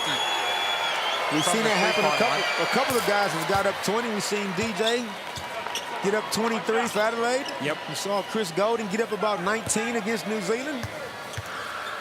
He got 21 up against Perth earlier in the season. Adnam hits 2. And a season in which you cannot take anything for granted delivers yet another twist. The Cairns Taipans come cross-country and knock off the Perth Wildcats in double overtime, 125-116. The giant killers of the NBL continue their run. And for Perth, it's the story of what could have been. A win would have had them second. Instead, they sit 5th with 3 tough games to come. Well, it continues just to throw open the final placings. Perth Wildcats, they've got a tough run home. So, you know, they're going to be in a battle. We're talking about them as a top 2 team an hour ago. Now we're talking about them being in the top 4. What an extraordinary result. Adam Ford's done it again, Lockie Reid. He's the master coach. 2 big wins for the Cairns Taipans. Which was better, the Wildcats win tonight or the previous one against Illawarra? Oh, look, you know, I just know with this one we couldn't go a third overtime because we've taken the red eye, so we've got to get the hell out of here. What about this game? I mean, it was quite incredible. Midway through the third term, Perth got hold of you. I'm just watching these guys. The fight was amazing, wasn't it? Change room, you're good. Hey, well done. Thank you.